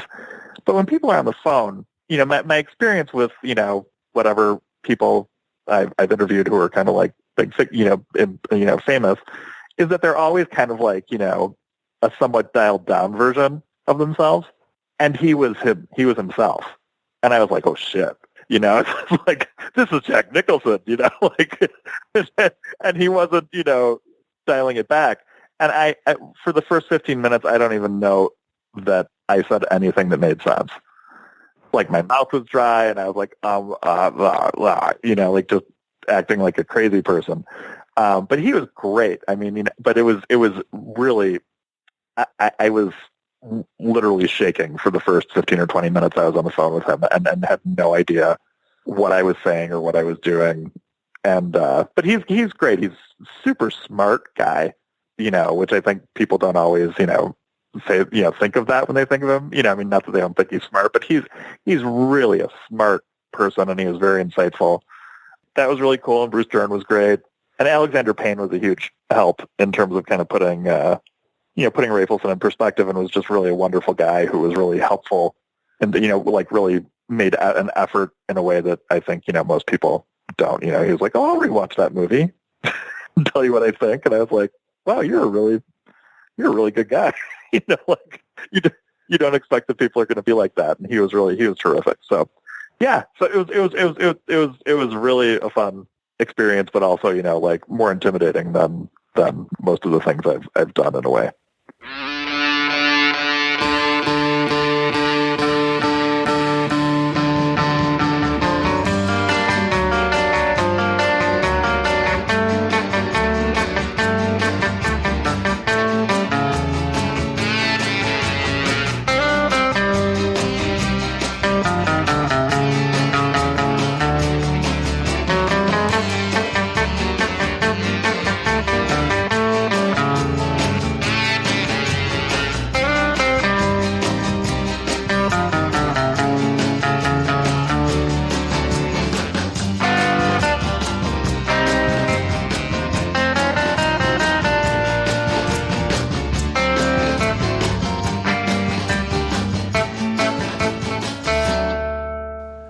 we're back and we're talking about The Other Side of the Wind. Now, Rob, I know you already mentioned the 2 documentaries that are there, and I know that this came up in the conversation, but I want to emphasize again that if people don't know, if you go on Netflix and you click on trailers, there's actually a extra sitting there. I really think that Netflix needs to figure out how they're going to do extras when it comes to this stuff, or just put it out as its own 40-minute film would have been nice. That's the Final Cut for Orson documentary, which I found super fascinating, though I also loved They'll Love Me When I'm Dead. And it must have been really kind of a weird experience for you, because I watched They'll Love Me When I'm Dead, and then I watched Other Side of the Wind, and I think you did it opposite. Yeah, I watched Other Side of the Wind first, and then I watched They'll Love Me When I'm Dead, and then I watched The Final Cut for Orson just a few days ago. Yeah, because I really think you need to watch the 2 documentaries before you see Other Side of the Wind, so you can kind of prepare yourself and get into that mindset. Part of it for me was I didn't want to do that because I wanted to go into the film as the film and just deal with the film as what it was, and then get sort of the background knowledge. Like, for example, it's one of the few books that I bought, like, the notes book. Like, there was a guy who did a book on Blood Meridian, so Cormac McCarthy's novel. So I read the book, and then I read this notes on Blood Meridian, where this guy goes in, basically goes, okay, this is a reference to this is a reference to that, basically annotated. And then I went back and I read it again.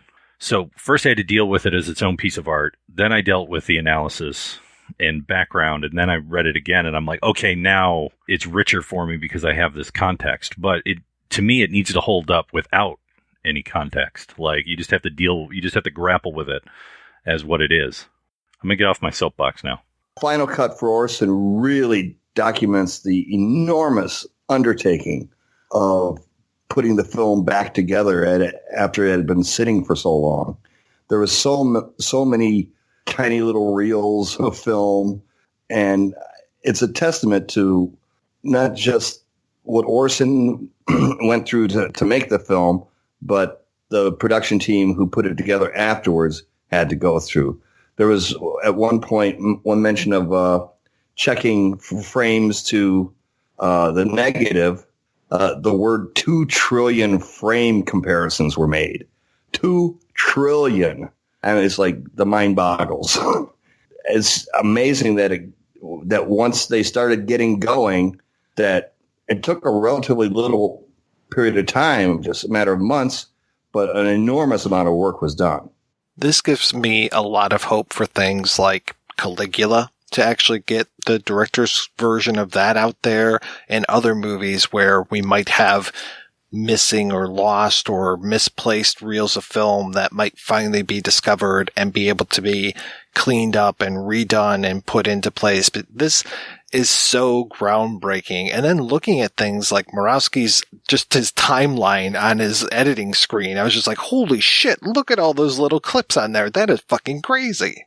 I've noticed that whenever I have an idea, it usually means someone's already been working on it for 5 years. But with the technology the way it is right now, and with different applications that are used and are getting more and more commonly used, for example, the notorious fake apps, we're familiar with that. Right, the deep fake stuff, where you can see Steve Buscemi's face on Jennifer Lawrence's body or things like that. Adobe has a program called Voco, where you feed a sound of a person's voice like 20-minute sample. And then that character, that person at the computer, you can spit out a different script for them to read with that person's voice. So just think of the possibilities here. Yeah, for example, if we're talking about Wells, Magnificent Ambersons. Speculation here. You get actors and actresses dressed up like the characters in their costume.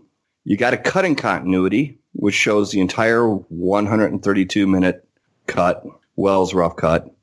You have storyboards. You have shots of production stills of the scenes that were cut from the movie. Deep fake some faces over actors who would be doing the scene. Put the script into the Voco program, and you can have Joseph Cotton saying his lines. 3D modeling, the production photos, like I said, and the storyboards. Bernard Herrmann's complete score exists and has been recorded. All these elements you can put together. I think it can be done now that you can recreate the missing footage from Magnificent Ambersons as just one example. But there's other things, like there's a few clips in the trailer for Magnificent Ambersons that were brief moments from this film, from scenes that were cut. 3 different examples of that. So the elements are there, and you can do that and any other number of these unfinished Welles projects that have that kind of material available, cutting continuities and storyboards and production photos.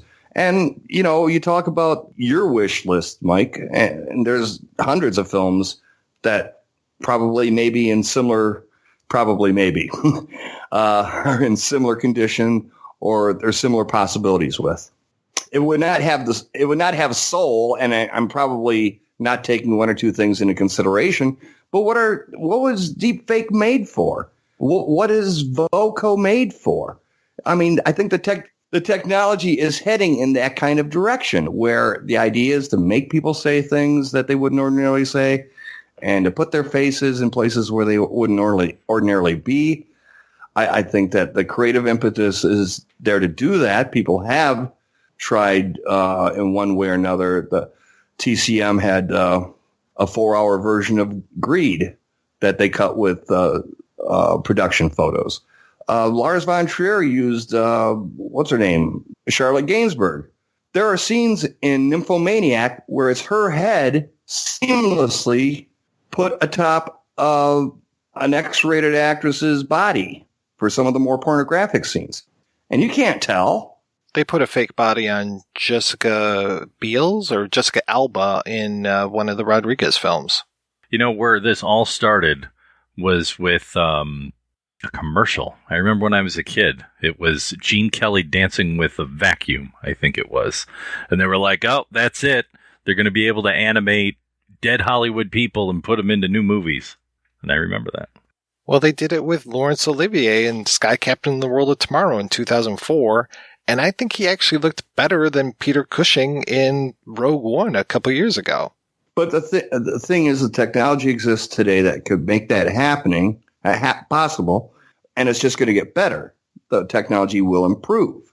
So I believe that there may be somebody working on something like that in their basement or something right now, even as we speak. So I wouldn't be surprised.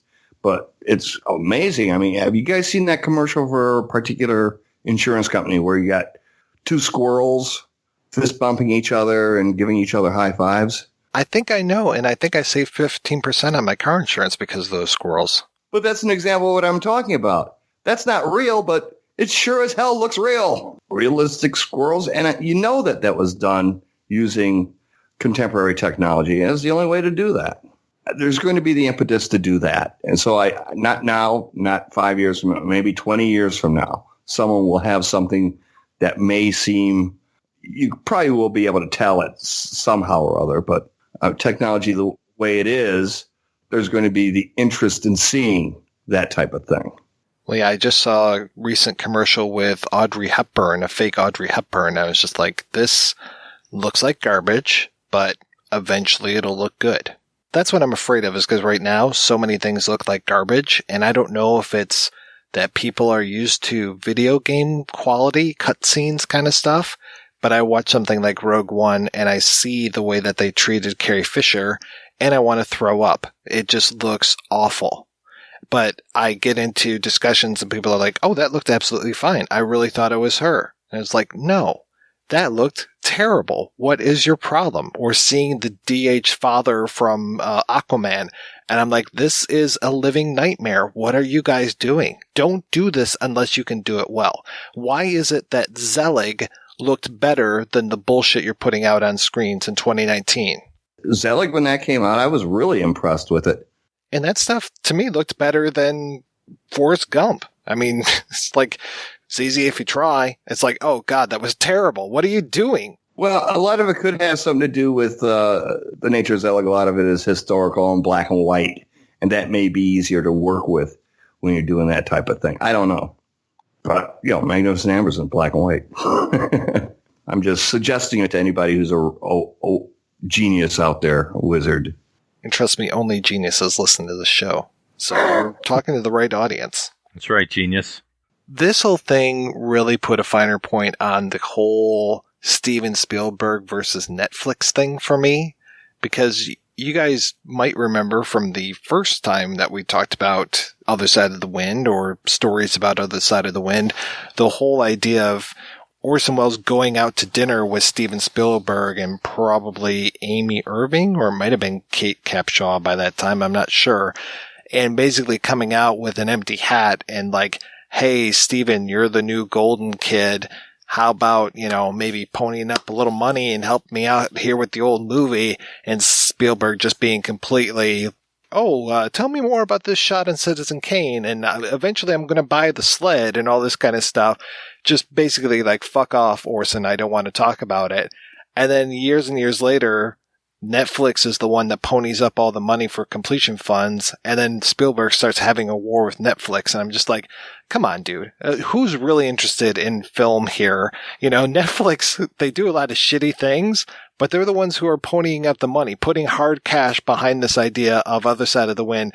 That's more than you could do, Steven. And then to make it even worse was like a few months after that, or maybe even weeks, when it's just like, oh, hey, I'm Steven Spielberg and I love Apple TV. And it's just like, oh, fuck you, Steven. The problem I had with him and his anti-Netflix rant goes back a few years ago, where it was both him and George Lucas going, you know what the problem is with movies nowadays? Blockbusters. Man, these blockbusters are just killing everything. To which I remember posting the story on Facebook and going, yeah, it's like a coke dealer saying, man, there's a lot of people hooked on cocaine around here. It's like, dude, you fucking created that. And now you're going to sit here and go, oh, it's so awful. Shut up and go do whatever it is that you do when you're not making films. And it was essentially those two guys who brought an end to that brief period of time which independent film in Hollywood, or the equivalent of a Hollywood independent film, the smart young filmmakers, the movie brat generation, those guys, in a way, brought the end of it specifically because of the blockbusters. And, I'm not going to begrudge anybody, wanting to make a blockbuster film and being successful. But you're right. It's kind of hypocritical when Spielberg spent like $100,000 on one of the Rosebud sleds or whatever it was he paid for it. And then I heard the story that he left Wells with the tab for that dinner on top of everything. Like, sure, I'll be glad to go to dinner with you, and thinking all along, I'm going to stiff him with a tab. I mean, he doesn't come across very nicely in that story. If we're going to ride the Spielberg pony here, my favorite one of his is from Easy Riders Raging Bulls, where the Oscars were going to be announced for the year that Jaws was. He expected Jaws to be nominated, so he called the press to his office, and when it was announced, and Fellini was announced, I think his director, he said, I can't believe they picked Fellini over me. I don't have a lot of respect for him sometimes. Like, some of the work is good, some of it isn't, in my mind. I know he's a big part of my childhood, but sometimes I don't know what he's thinking with some of the comments he makes. Yeah, if you want to be reminded what a big part of your childhood he was, watch that Ready Player One movie. It's like a wash with nostalgia. Haven't even looked at the poster, I don't think. You're better off. Okay. All right, guys, let's wrap it up. Ken, what have you been up to lately, sir? Earlier this year, I had a flurry of activity. I helped out with a local Notorious art show. I spent some time on that. I edited a video for a Notorious local performer. A lot of notorious people in your life here. Yeah. I feel like I'm in good company. Yeah, and the band's still going, and we are, as ever, creating new music, which we are forever really fastidious about how to present it. Having fun doing that, and I'm going to Europe in a few weeks, too, so looking forward to that. And Rob, what is the latest with you? I'm good. I'm still wrapping up the final details on my Detroit Punk Archive project, so that's DetroitPunkArchive.com, and I'll have an announcement probably in the next month or two in relation to the record collection that will be coming out, the compilation of tracks, both released back in the day on 7-inch mostly, and then some really cool demos that I've been able to get my hands on. I can't really say who they're from yet, but it's going to be some good stuff, some good tracks. And then I'm working on a few writing projects, and hopefully I'll have something to say about Film Threat soon, as I've talked about Film Threat in the past on a project I'm working on with Chris Gore, so I'm hoping that'll come together. I'll have something to tell you maybe in June, July. I don't know. We'll see. Well, you'll be back on the show pretty soon. I think we're recording an episode on Total Recall coming up here in May. Yeah, I'm trying to remember that wholesale. We'll see. Well, thanks again, guys, for being on the show, and thanks to everybody for listening. Please head on over to the website, projection-booth.com, where you can find out more about today's episode. You also find links over to iTunes, where you can rate and review the show, and to Patreon, where you can make a donation to the show. Every donation and every rating we get helps the Projection Booth take over the world.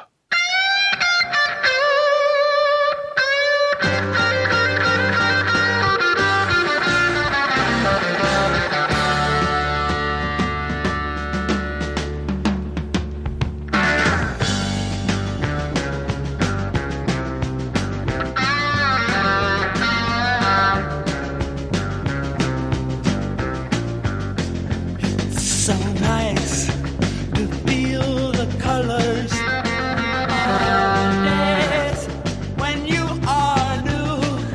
You close your eyes and feel the foam of silence. Whatever it seems to happen, things that cross the path of time. You see them coming, then hear them left behind.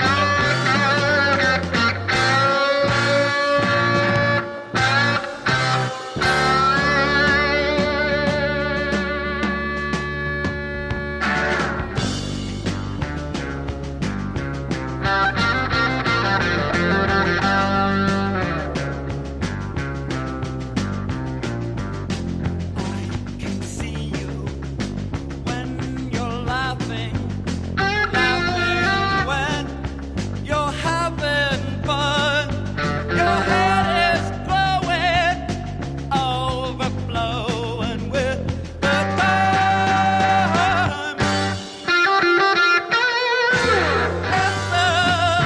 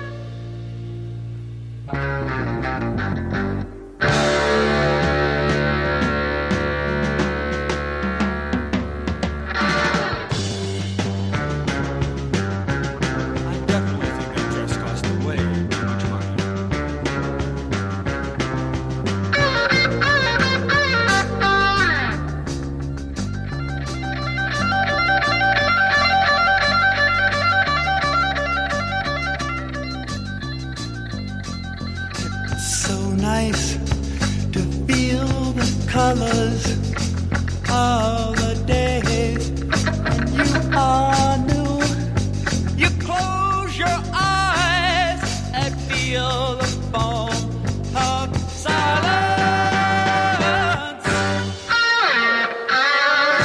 Listen for the water droplets falling from the leaves. All what you heard from grapevine sounds of people that you need.